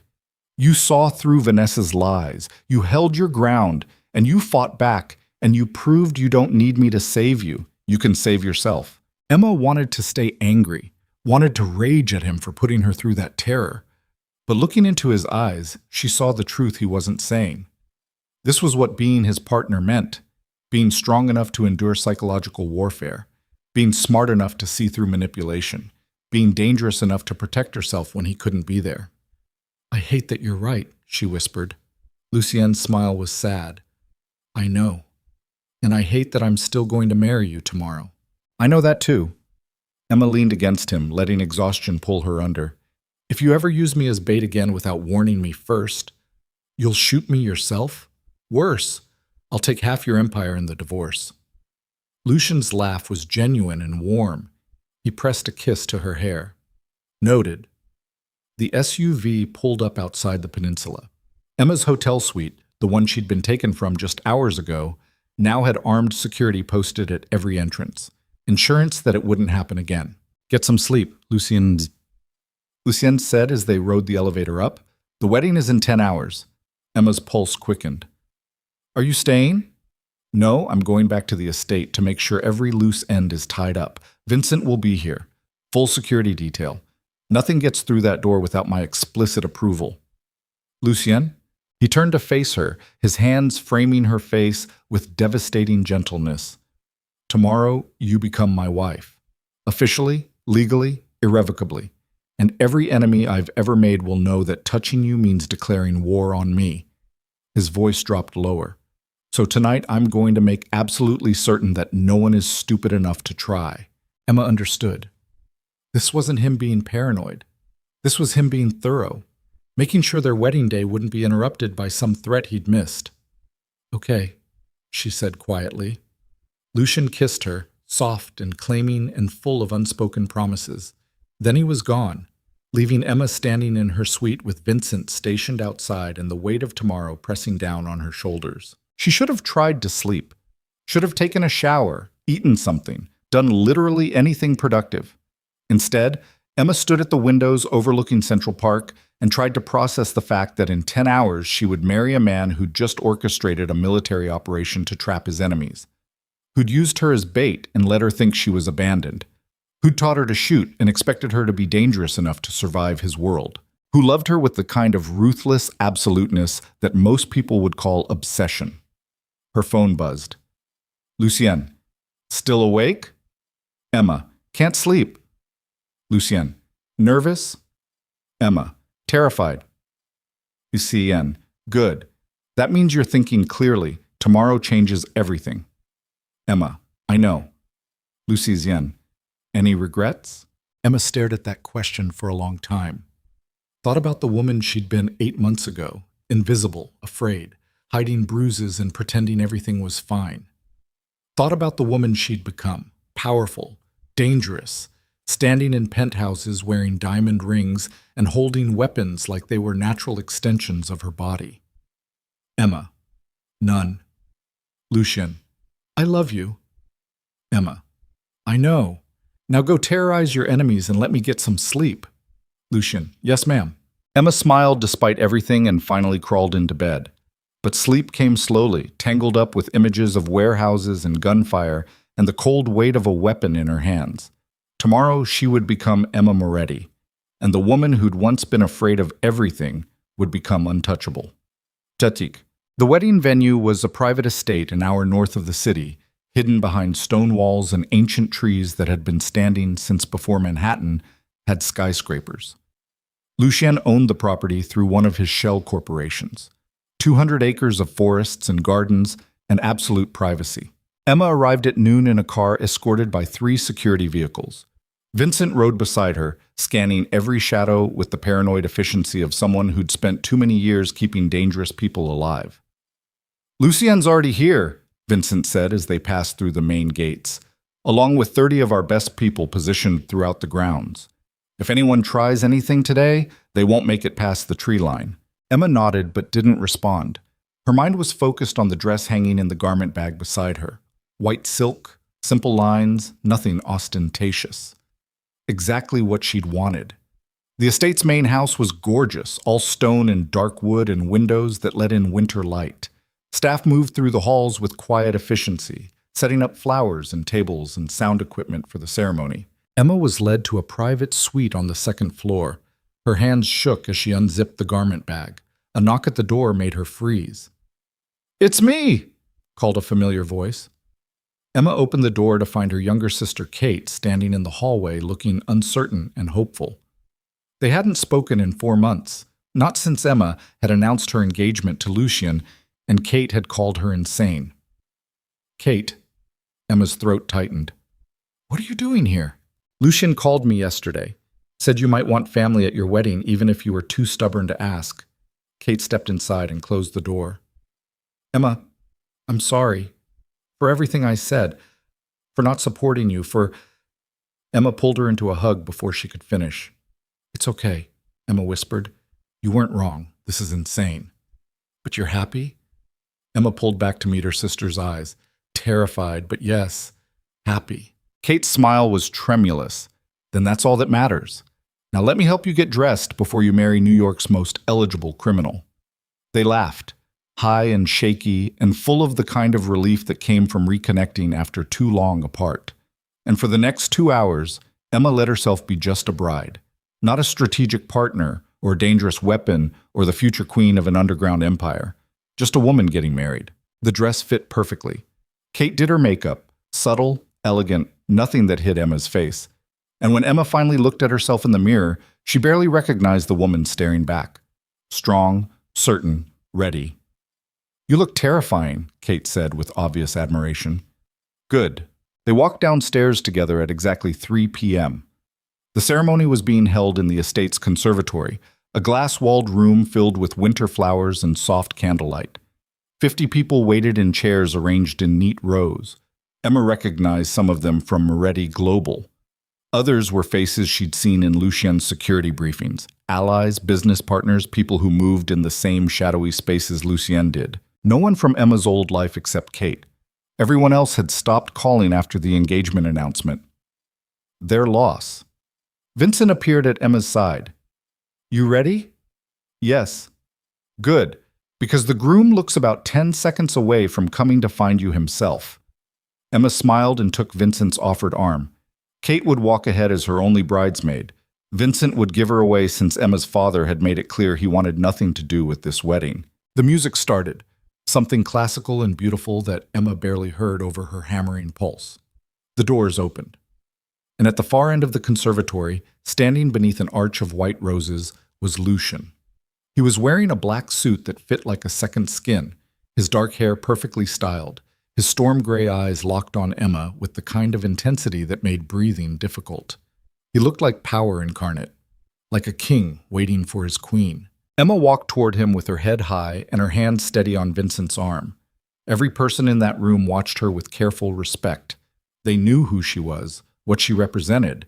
The fact that she'd survived last night's operation had already spread through Lucien's network. She wasn't just marrying their boss. She was becoming their equal. When Emma reached the altar, Lucien stepped forward and took her hand from Vincent with deliberate possession. His thumb traced her pulse point, finding it racing, and his smile was devastating. "You're late," he murmured. "I'm worth waiting for." "Yes, you are." The officiant began speaking, something about love and partnership and commitment. Emma barely heard it. All her focus was on Lucien's hand holding hers, the way his eyes never left her face, the absolute certainty radiating from him. This was happening. This was real. "Do you, Lucien Moretti, take Emma Whitmore to be your lawfully wedded wife?" "I do." No hesitation, just certainty. "And do you, Emma Whitmore, take Lucien Moretti to be your lawfully wedded husband?" Emma looked into the eyes of the man who'd terrified her, protected her, manipulated her, trained her, and loved her with the kind of dangerous absoluteness that most people would call madness. I do. Lucian's smile was pure triumph. He slid the wedding band onto her finger, platinum to match her engagement ring, and she did the same for him. You may kiss your bride. Lucian pulled Emma against him and kissed her like he owned her, deep and claiming and absolutely certain. The room erupted in polite applause, but Emma barely heard it over the roaring in her ears. She was married to Lucian Moretti. She'd become exactly what Vanessa had accused her of being, complicit in his empire, bound to his violence, transformed into something dangerous and untouchable. And Emma didn't regret a single second of it. The reception was elegant and controlled. Dinner, dancing, speeches from Vincent, and a few board members about Emma's brilliance and strategic value. Everyone carefully avoided mentioning what she really was, the Queen of New York's shadow empire, standing beside its king. Emma danced with Lucien while snow began falling outside the conservatory windows. His hand was possessive on her waist, his eyes dark with the kind of hunger that had nothing to do with food. 4 hours, he murmured against her ear. Then everyone leaves, and you're mine. I've been yours for months. Not like this. Tonight there's no pretense, no hiding, just you and me and... His phone buzzed. Lucian's expression went cold. He pulled the phone out and glanced at the screen. Then his entire body went rigid. What?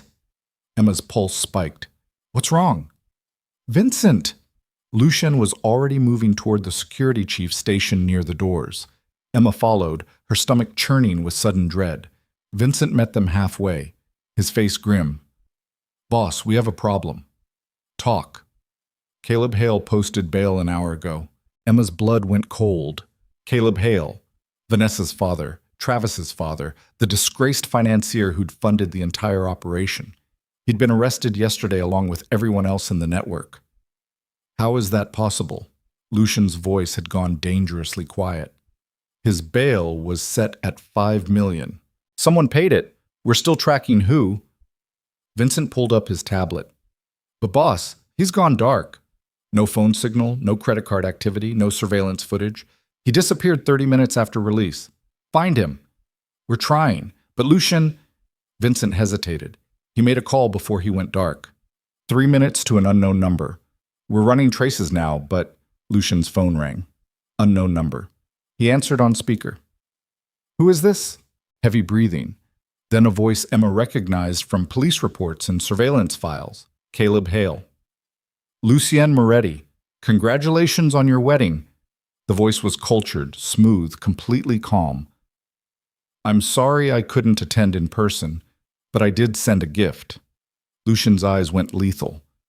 What did you do? Nothing yet, but I will if you don't do exactly what I say. A pause. You destroyed my daughter, arrested my son, ruined my family, and now I'm going to return the favor. If you touch Emma... Emma? No. She's already made her choice. She's yours now. I accept that. Caleb's laugh was hollow. But Lucien, you have a weakness you don't even know about yet. And in exactly 60 seconds, you're going to have to choose. The line went dead. Emma's heart slammed against her ribs. What does that mean? What weakness? Lucien was already moving toward the windows, Vincent right behind him. Emma followed on instinct, her wedding dress tangling around her legs as she tried to keep up. Outside, the estate grounds were quiet, peaceful. Security teams patrolling in coordinated patterns. Everything looked normal. Then Emma saw it. A figure walking across the lawn toward the conservatory. Small, hunched, moving with obvious difficulty. Emma couldn't see their face, but something about the silhouette made her blood freeze.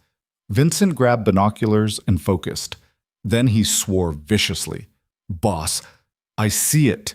Lucien's voice had gone completely flat. See what? Emma demanded. Who is that? Lucien handed her the binoculars without speaking. Emma raised them to her eyes and adjusted the focus. The figure came into sharp clarity. It was a child. A boy, maybe 8 years old, wearing a winter coat that was too big for him. His face was pale and frightened, and strapped to his chest was something that made Emma's hands start shaking. A vest covered in wires, and what looked like blocks of plastic explosive. No! Emma's voice came out strangled. No, that's not... Who is that? My nephew. Lucien's voice was completely dead. My sister's son, Marco. Emma's mind went blank with horror.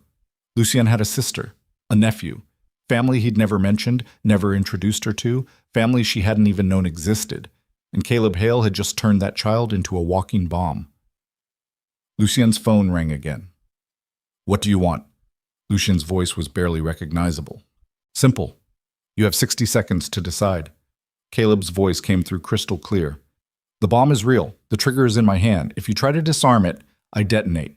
If you send your security team anywhere near that boy, I detonate. The only way he survives is if you do exactly what I say. Name your terms. Leave. Right now. Walk out of that conservatory, get in a car, and drive away from your empire. Leave Emma. Leave your businesses. Leave everything. Disappear and never come back. Do that and I'll send the disarm code. The boy lives. You lose everything, but you keep your soul. Emma's hands clenched into fists. He's bluffing. He has to be... Or, Caleb continued, you stay. You choose your empire and your wife and your power. And I push this button and your nephew becomes a stain on your wedding venue. A pause. 45 seconds, Lucien. What's more important, your family or your ambition? The line stayed open, waiting, counting down. Emma stared at the child walking slowly across the lawn, each step bringing him closer to the conservatory full of people.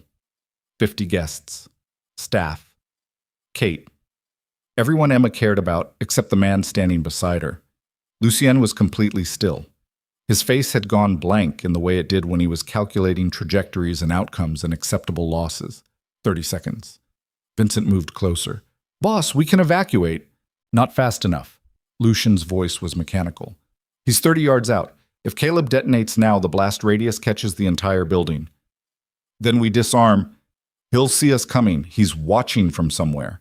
The moment anyone gets close, that boy dies. 20 seconds. Emma's mind raced. This was impossible. There was no good choice. No strategy that saved everyone. Either Lucien walked away and lost everything he'd built, lost Emma, or he stayed and watched his nephew die. 15 seconds. Choose, Lucien. Emma looked at the man beside her, the monster she'd married, the king of New York's shadow empire, the person who'd taught her that power meant making impossible choices. And she realized with sudden, terrible clarity that there was only one choice that mattered. Go, Emma said quietly. Lucien's head snapped toward her. What? Save him. Your nephew. Go, right now. Emma's voice was steady despite the tears burning her eyes. Everything else we can rebuild. But if that child dies, you'll never forgive yourself. So go. Emma, 10 seconds. I'm not leaving you. Yes, you are. Emma grabbed his face between her hands. Because I love you, and because that's what partners do. We save each other's souls even when it costs us everything. Lucien stared at her with something between agony and rage and love so profound it looked like death. 5 seconds. I will find you, Lucien whispered. I will destroy Caleb Hale. I will burn this entire world down. And I will come back for you. I know. 3 seconds. Lucien kissed her, desperate and devastating and final. Then he turned and ran, out of the conservatory across the lawn directly toward his nephew. Caleb's voice cut through the phone speaker. Smart choice. Now keep walking, and... The line went dead. Emma watched through the windows as Lucien reached the child and dropped to his knees, watched him carefully, methodically, begin examining the vest, watched security teams spread out in defensive positions, watched the man she'd married choose between his empire and his family, and choose family. But standing there in her wedding dress, with her heart breaking into pieces, Emma realized Caleb had made one critical mistake. He'd assumed Emma would fall apart without Lucien, would collapse into helplessness and let his empire crumble. He'd underestimated the woman Lucien had spent months training to be dangerous. Emma turned to Vincent. Her voice came out cold, controlled, absolutely lethal. Find Caleb Hale. I don't care how you do it. I don't care what it costs. Find him and bring him to me alive. Vincent stared at her. Mrs. Moretti, that's an order. Emma's eyes were ice. And Vincent? Tell every person in our network that if they want to keep breathing, they better start treating me like I'm Lucian, because until he comes back, she looked out at her husband kneeling in the snow trying to save a child's life. I'm running this empire. Vincent's expression shifted from shock to something like fierce respect. He pulled out his phone and started making calls. And Emma Moretti, married for exactly 2 hours, stood in her wedding reception and watched her entire life explode into chaos while snow fell like ash outside the windows. This wasn't over. This was just beginning. And Caleb Hale was about to learn exactly what happened when you threatened a queen who'd learned to be just as dangerous as her king. Lucian's hands moved with surgical precision across the vest strapped to Marco's chest. The boy was crying silently, his small body shaking with terror as Lucien whispered reassurances in Italian, the language of their family, the language of childhood safety that felt like a lifetime ago. Snow fell around them in the floodlit darkness while Vincent's bomb tech talked Lucy through the disarm process over comms. Red wire connects to the primary trigger, the tech said, his voice steady despite the stakes. But there's a secondary pressure switch under the fourth block. You cut wrong and I know. Lucian's voice was dead calm. His hands didn't shake, couldn't shake, because 8-year-old Marco was looking up at him with eyes that said, "Uncle, save me," and Lucian would rather die than fail this child. Inside the conservatory, Emma stood frozen at the windows, watching her husband kneel in the snow, defusing a bomb strapped to a child. Around her, the wedding guests had been quietly evacuated through side exits. Kate had tried to pull Emma away, but Emma had refused to move. She wouldn't look away, wouldn't hide. If Lucian died out there, she would witness it. Vincent appeared at her shoulder, phone pressed to his ear. "We've got a location on Caleb Hale, abandoned industrial park in Queens. Thermal imaging shows one person inside. Has to be him." Emma's voice came out ice cold. "How long to get there?" 20 minutes. "Make it 15. Emma turned to face him. "And Vincent? I want him alive. He gets to watch what happens when you threaten him already." Vincent's expression was grim respect. "Yes, ma'am." Outside, Lucian cut the red wire. Nothing happened. Marco's breathing hitched with desperate hope. Lucian moved to the secondary switch, his fingers steady despite the sweat beading his forehead. One wrong move, one miscalculation. And this child, his sister's son, the family Lucian had kept hidden from his empire to protect them from exactly this, would cease to exist.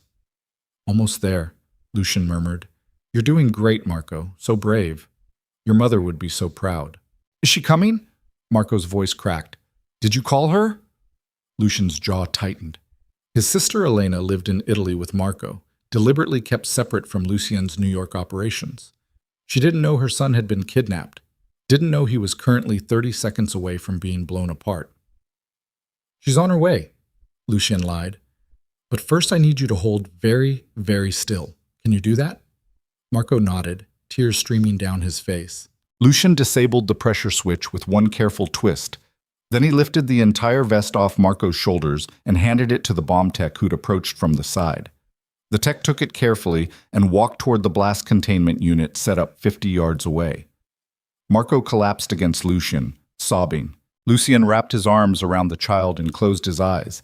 His hands started shaking now that it was over, now that the adrenaline had nowhere to go except through his body in violent tremors. "You're safe," he whispered against Marco's hair.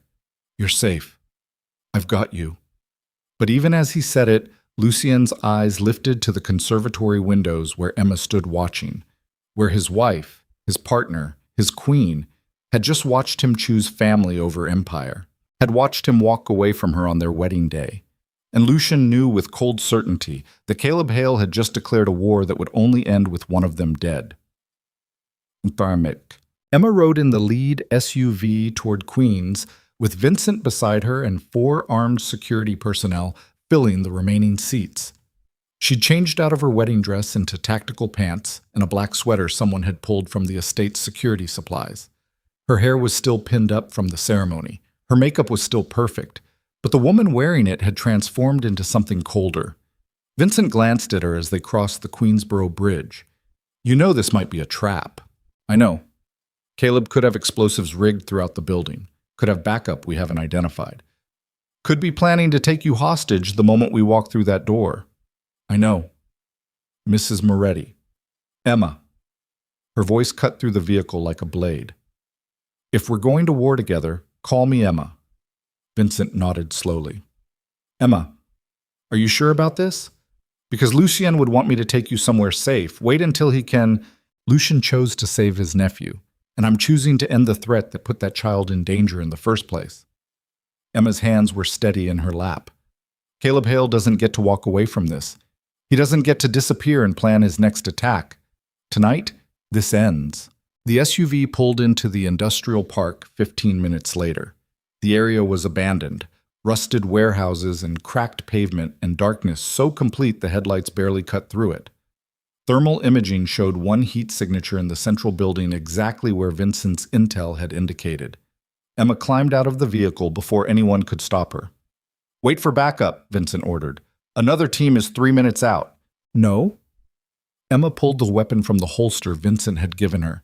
She checked the magazine with muscle memory Lucien had drilled into her over weeks of training.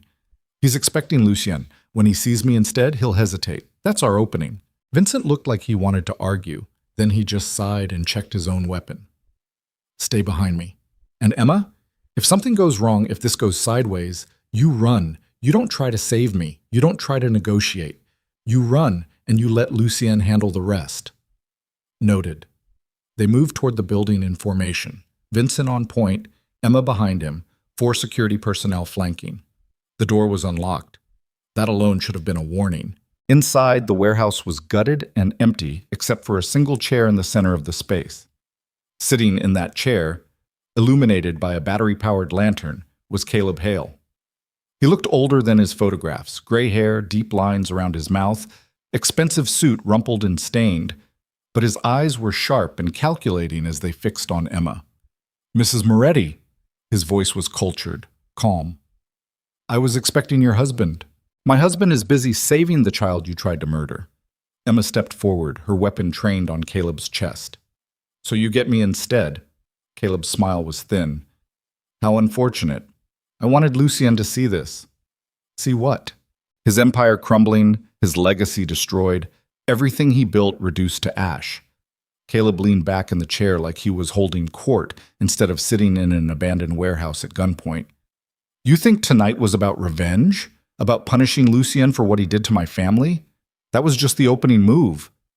Vincent moved closer, his weapon never wavering.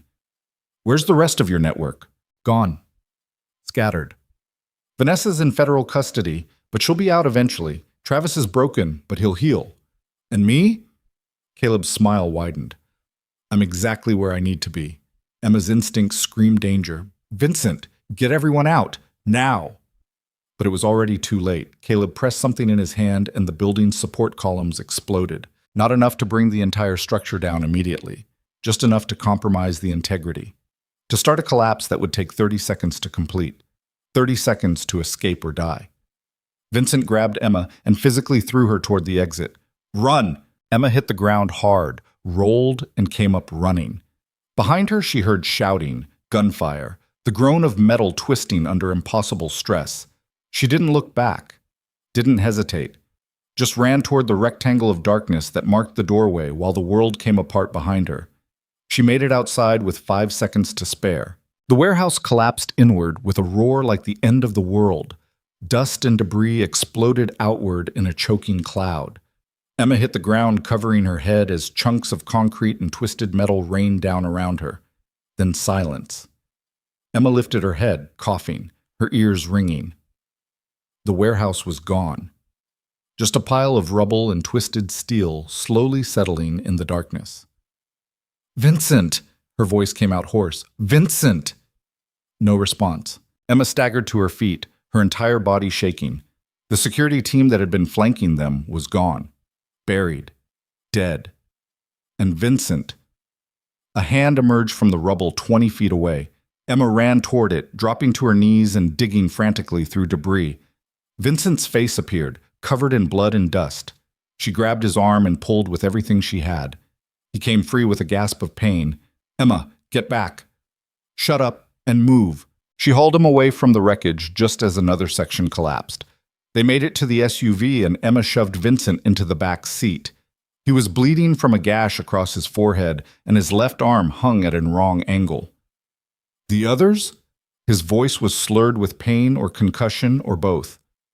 Emma looked back at the rubble, at the burial ground where 4 of Lucien's people had just died because she'd insisted on moving immediately instead of waiting for backup. Gone, she whispered. Vincent's expression went hollow. Caleb? Dead. Has to be. Nothing could survive that collapse. But even as Emma said it, she wasn't sure. Caleb had triggered the explosion, had been sitting in the exact center of the building.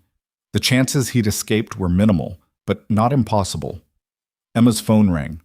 Lucienne. She answered with shaking hands. I'm here. Are you hurt?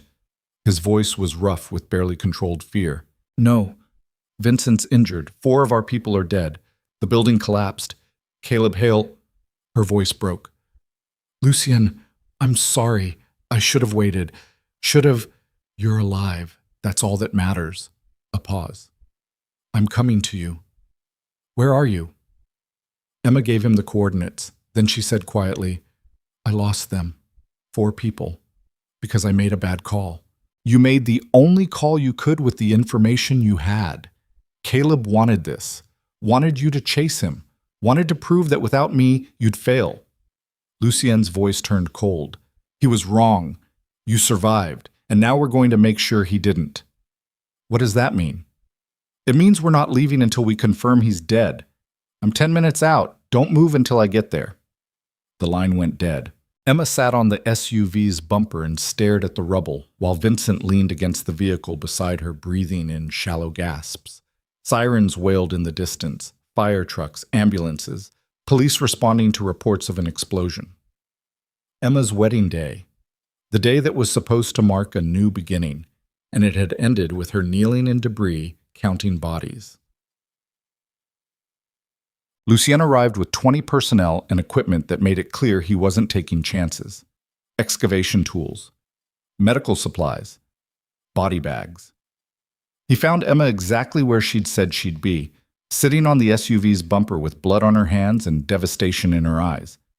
The moment he saw her, something cracked in his controlled expression. He crossed the distance in 4 strides and pulled her against his chest so hard Emma couldn't breathe. You're alive, he murmured against her hair. You're alive. You're alive. Emma's hands fisted in his jacket. I'm sorry, I should have. No! Lucien pulled back to frame her face with his hands. You did exactly what I would have done, what I trained you to do. You went after the threat. You tried to end it. The fact that Caleb was prepared doesn't make you responsible for the people we lost. But, Emma, his voice turned sharp. This is what our life looks like. Sometimes people die, sometimes missions fail. Sometimes the enemy gets one move ahead and we pay the price. But you survived, and that means we're still in this fight. Emma wanted to believe him, wanted to accept that the deaths weren't her fault, but looking at the rubble where 4 people had been buried alive, she couldn't escape the weight of it. Lucien turned to his team. I want every piece of that building moved, every body recovered, and if Caleb Hale is in there, I want confirmation. The excavation took 4 hours. They found the security team first, 3 bodies crushed beyond recognition. The 4th had died instantly when a support beam fell across his spine. Emma forced herself to watch as they were loaded into body bags, forced herself to remember their faces from the ride over, forced herself to carry the weight of what her decisions had cost. Then, in the center of the collapse where Caleb had been sitting, they found a void. A pocket of space where the debris had fallen in such a way that it created a small cavity. And in that cavity, covered in dust and blood but still breathing, was Caleb Hale. He was unconscious, both legs shattered, severe head trauma, but alive. Lucien stared down at the broken man who'd tried to destroy everything he'd built. Then he looked at Emma. Your call, he said quietly. He tried to kill Marco. He tried to kill you. He got 4 of our people killed. What happens to him now is your decision. Emma looked at Caleb Hale, this desperate, pathetic man who'd lost everything and tried to drag everyone else down with him. She should have felt rage, should have wanted him dead the way Lucien's eyes suggested he deserved, but all Emma felt was exhausted pity. Get him medical attention, she said quietly. Then turn him over to the FBI. Let him spend the rest of his life in prison knowing he failed. That his daughter is in custody, his son is permanently damaged, and the empire he tried to destroy is still standing. Lucian studied her for a long moment. Then he nodded. All right. He gestured to his team and they carefully extracted Caleb from the rubble. Paramedics took over, stabilizing him for transport. Within 20 minutes, he was loaded into an ambulance with federal agents waiting to take custody the moment he was medically cleared. Emma watched the ambulance pull away with its sirens wailing into the pre-dawn darkness. It was over. The hails were finished. The network was destroyed. The threat was neutralized. And Emma was still standing. Lucian's hand found hers in the darkness. Let's go home. Bag. Home turned out to be the penthouse overlooking Central Park, the place Emma had only visited twice before. Lucian's private sanctuary, now hers too. The place where they would rebuild everything that had been shattered tonight. Dawn was breaking over Manhattan as they rode the elevator up in silence. Vincent had been taken to a private hospital. The bodies of the fallen security team had been delivered to their families with condolences and financial compensation that would never be enough. And somewhere in Italy, Elena was being told that her son was safe, but her brother's empire had just gone to war. Emma stood at the penthouse windows watching the city wake up below.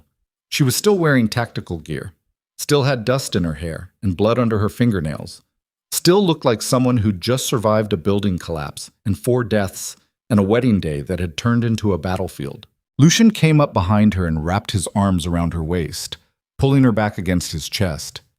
He didn't speak, just held her while they watched the sunrise paint the sky in shades of gold and crimson. I killed them, Emma said finally. Her voice was hollow. Those 4 people.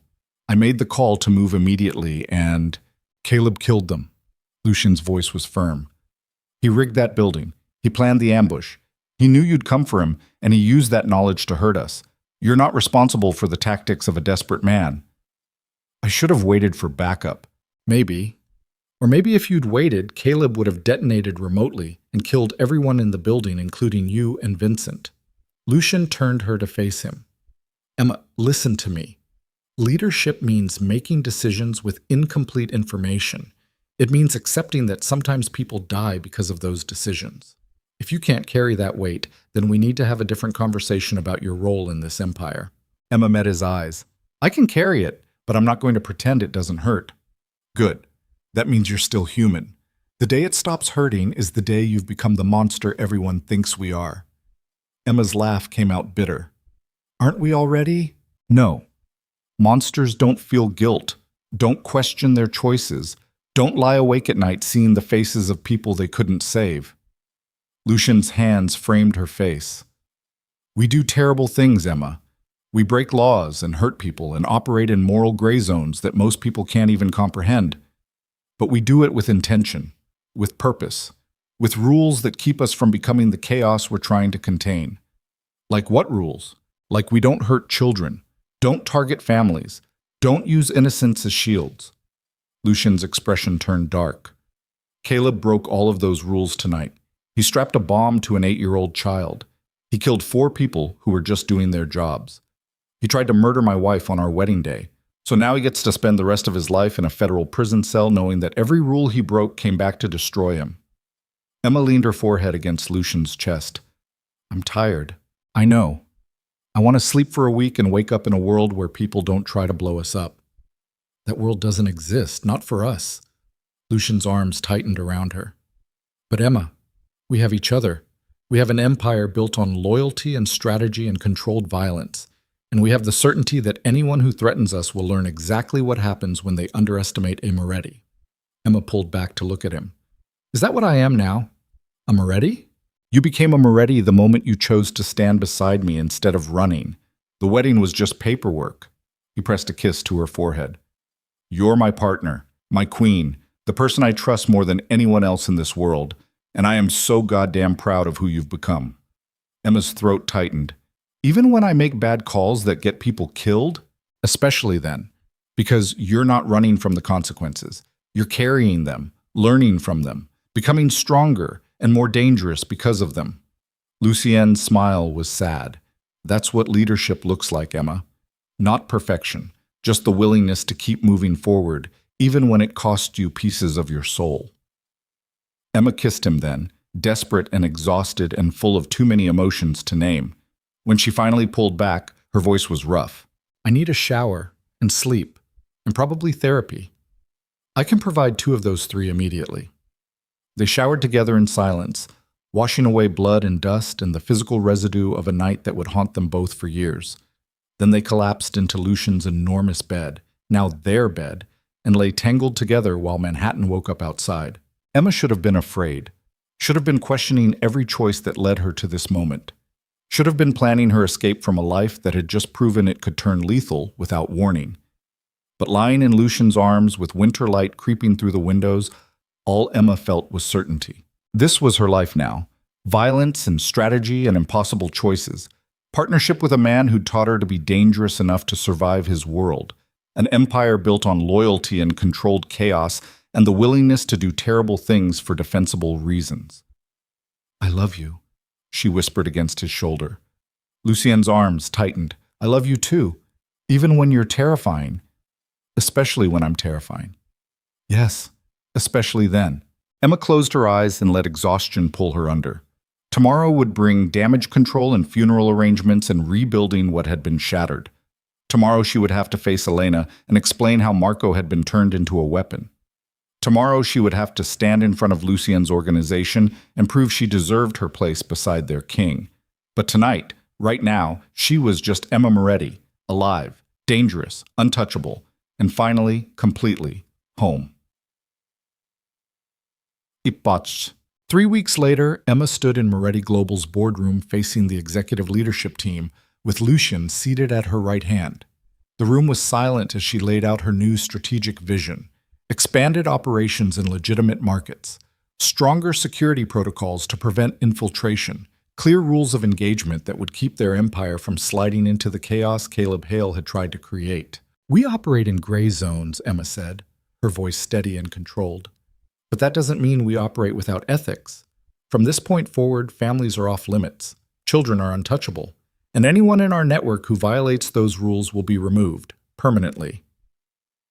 One of the older board members, a man who'd been with Lucian for 15 years, raised his hand.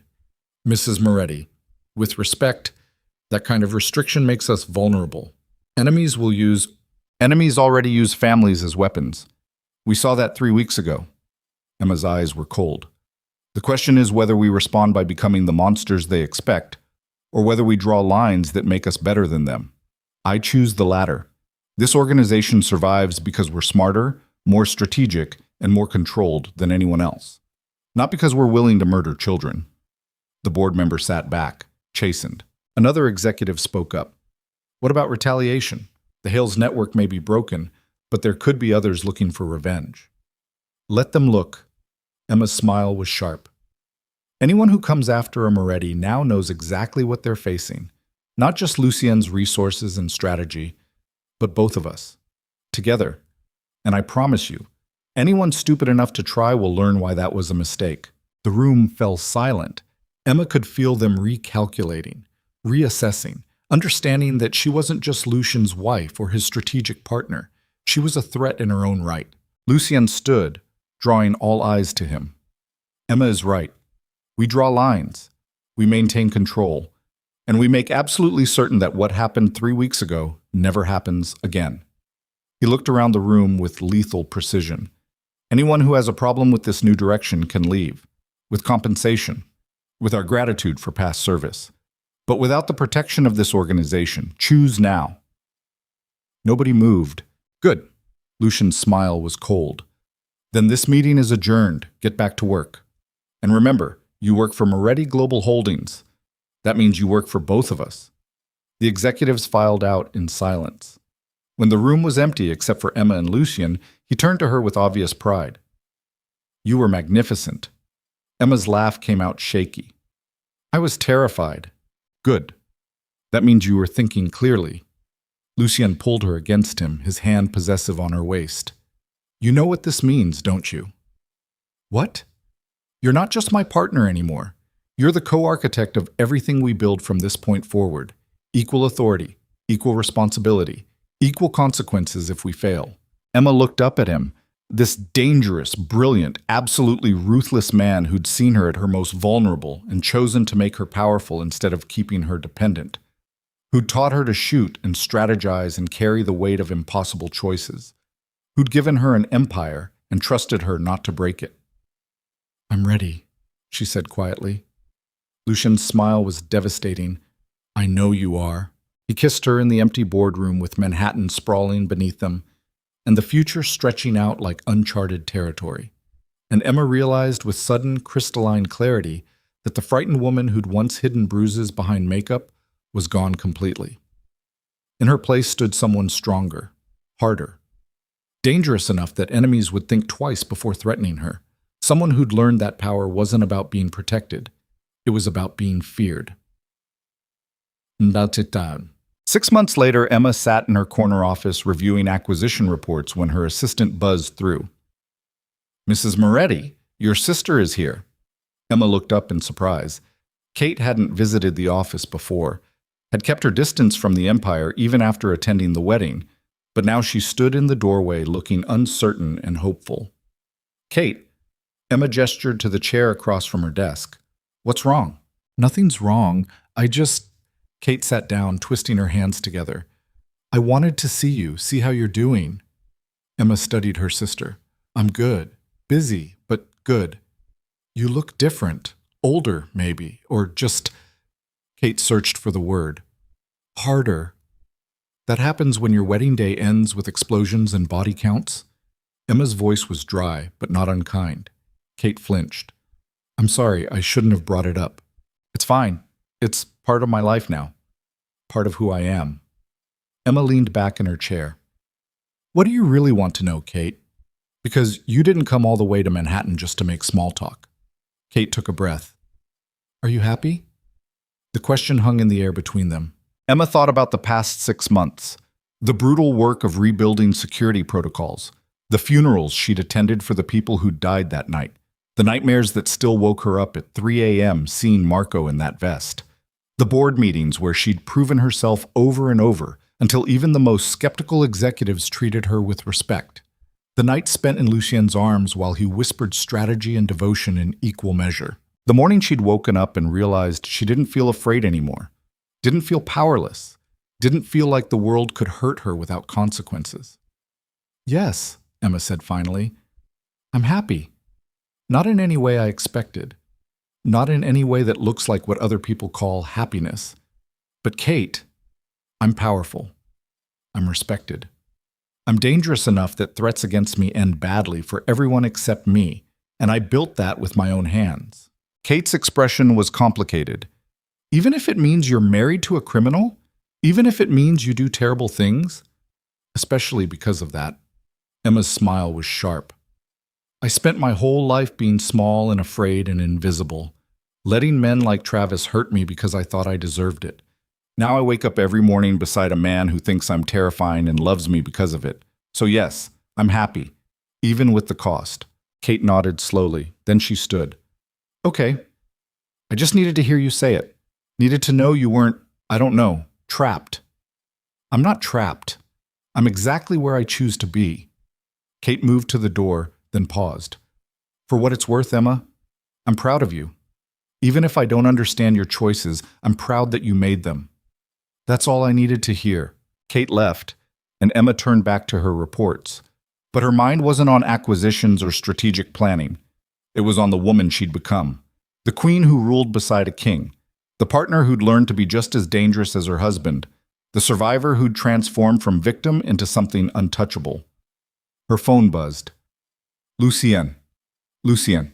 Dinner tonight? I have something to show you." Emma. "What kind of something?" Lucien. "The kind that requires champagne and a dress that will make me reconsider every decision to work late." Emma. "You know I'm in a meeting for another hour." Lucien. "Then I'll wait. I've gotten good at waiting for you." Emma. "Since when?" Lucien. "Since the moment you walked into my building 8 months ago and changed my entire world." Emma's smile was genuine, soft. The smile she only showed Lucien when they were alone and the masks could finally come off. Emma, I love you. Lucien, I know. Now finish your meeting so I can take my terrifying wife to dinner and remind her why marrying me was the best decision she ever made. Emma set her phone down and looked out at the Manhattan skyline, glittering in the afternoon sun. She thought about the woman who'd arrived at this building bruised and afraid and hoping no one would notice her pain. That woman was gone. In her place stood Emma Moretti, strategic director, board member, co-architect of an empire, and the most dangerous person most people would ever have the misfortune of underestimating. She'd learned that power came from knowing which threats were real and which ones were theater. That love looked different when it was built between two people dangerous enough to destroy each other, but choosing partnership instead. That some prices were worth paying for the freedom to never feel powerless again. And standing in her corner office overlooking the city she now helped rule, Emma realized she wouldn't change a single thing about the monster she'd become. Because this monster was loved, respected, feared, and finally, after a lifetime of being invisible, Emma Moretti was absolutely, undeniably seen. She gathered her files and headed for the boardroom where her next meeting waited, where executives twice her age would hang on her every word because they'd learned that dismissing her was the fastest way to find themselves removed from the organization. Where her empire, hers and Lucien's, built together on loyalty and strategy and controlled violence, would continue growing into something unstoppable. Emma Moretti walked through Moretti Global Holdings with her head high and her steps certain, and the world got out of her way. Because queens didn't ask for space. They took it. And anyone who forgot that lesson learned it exactly once.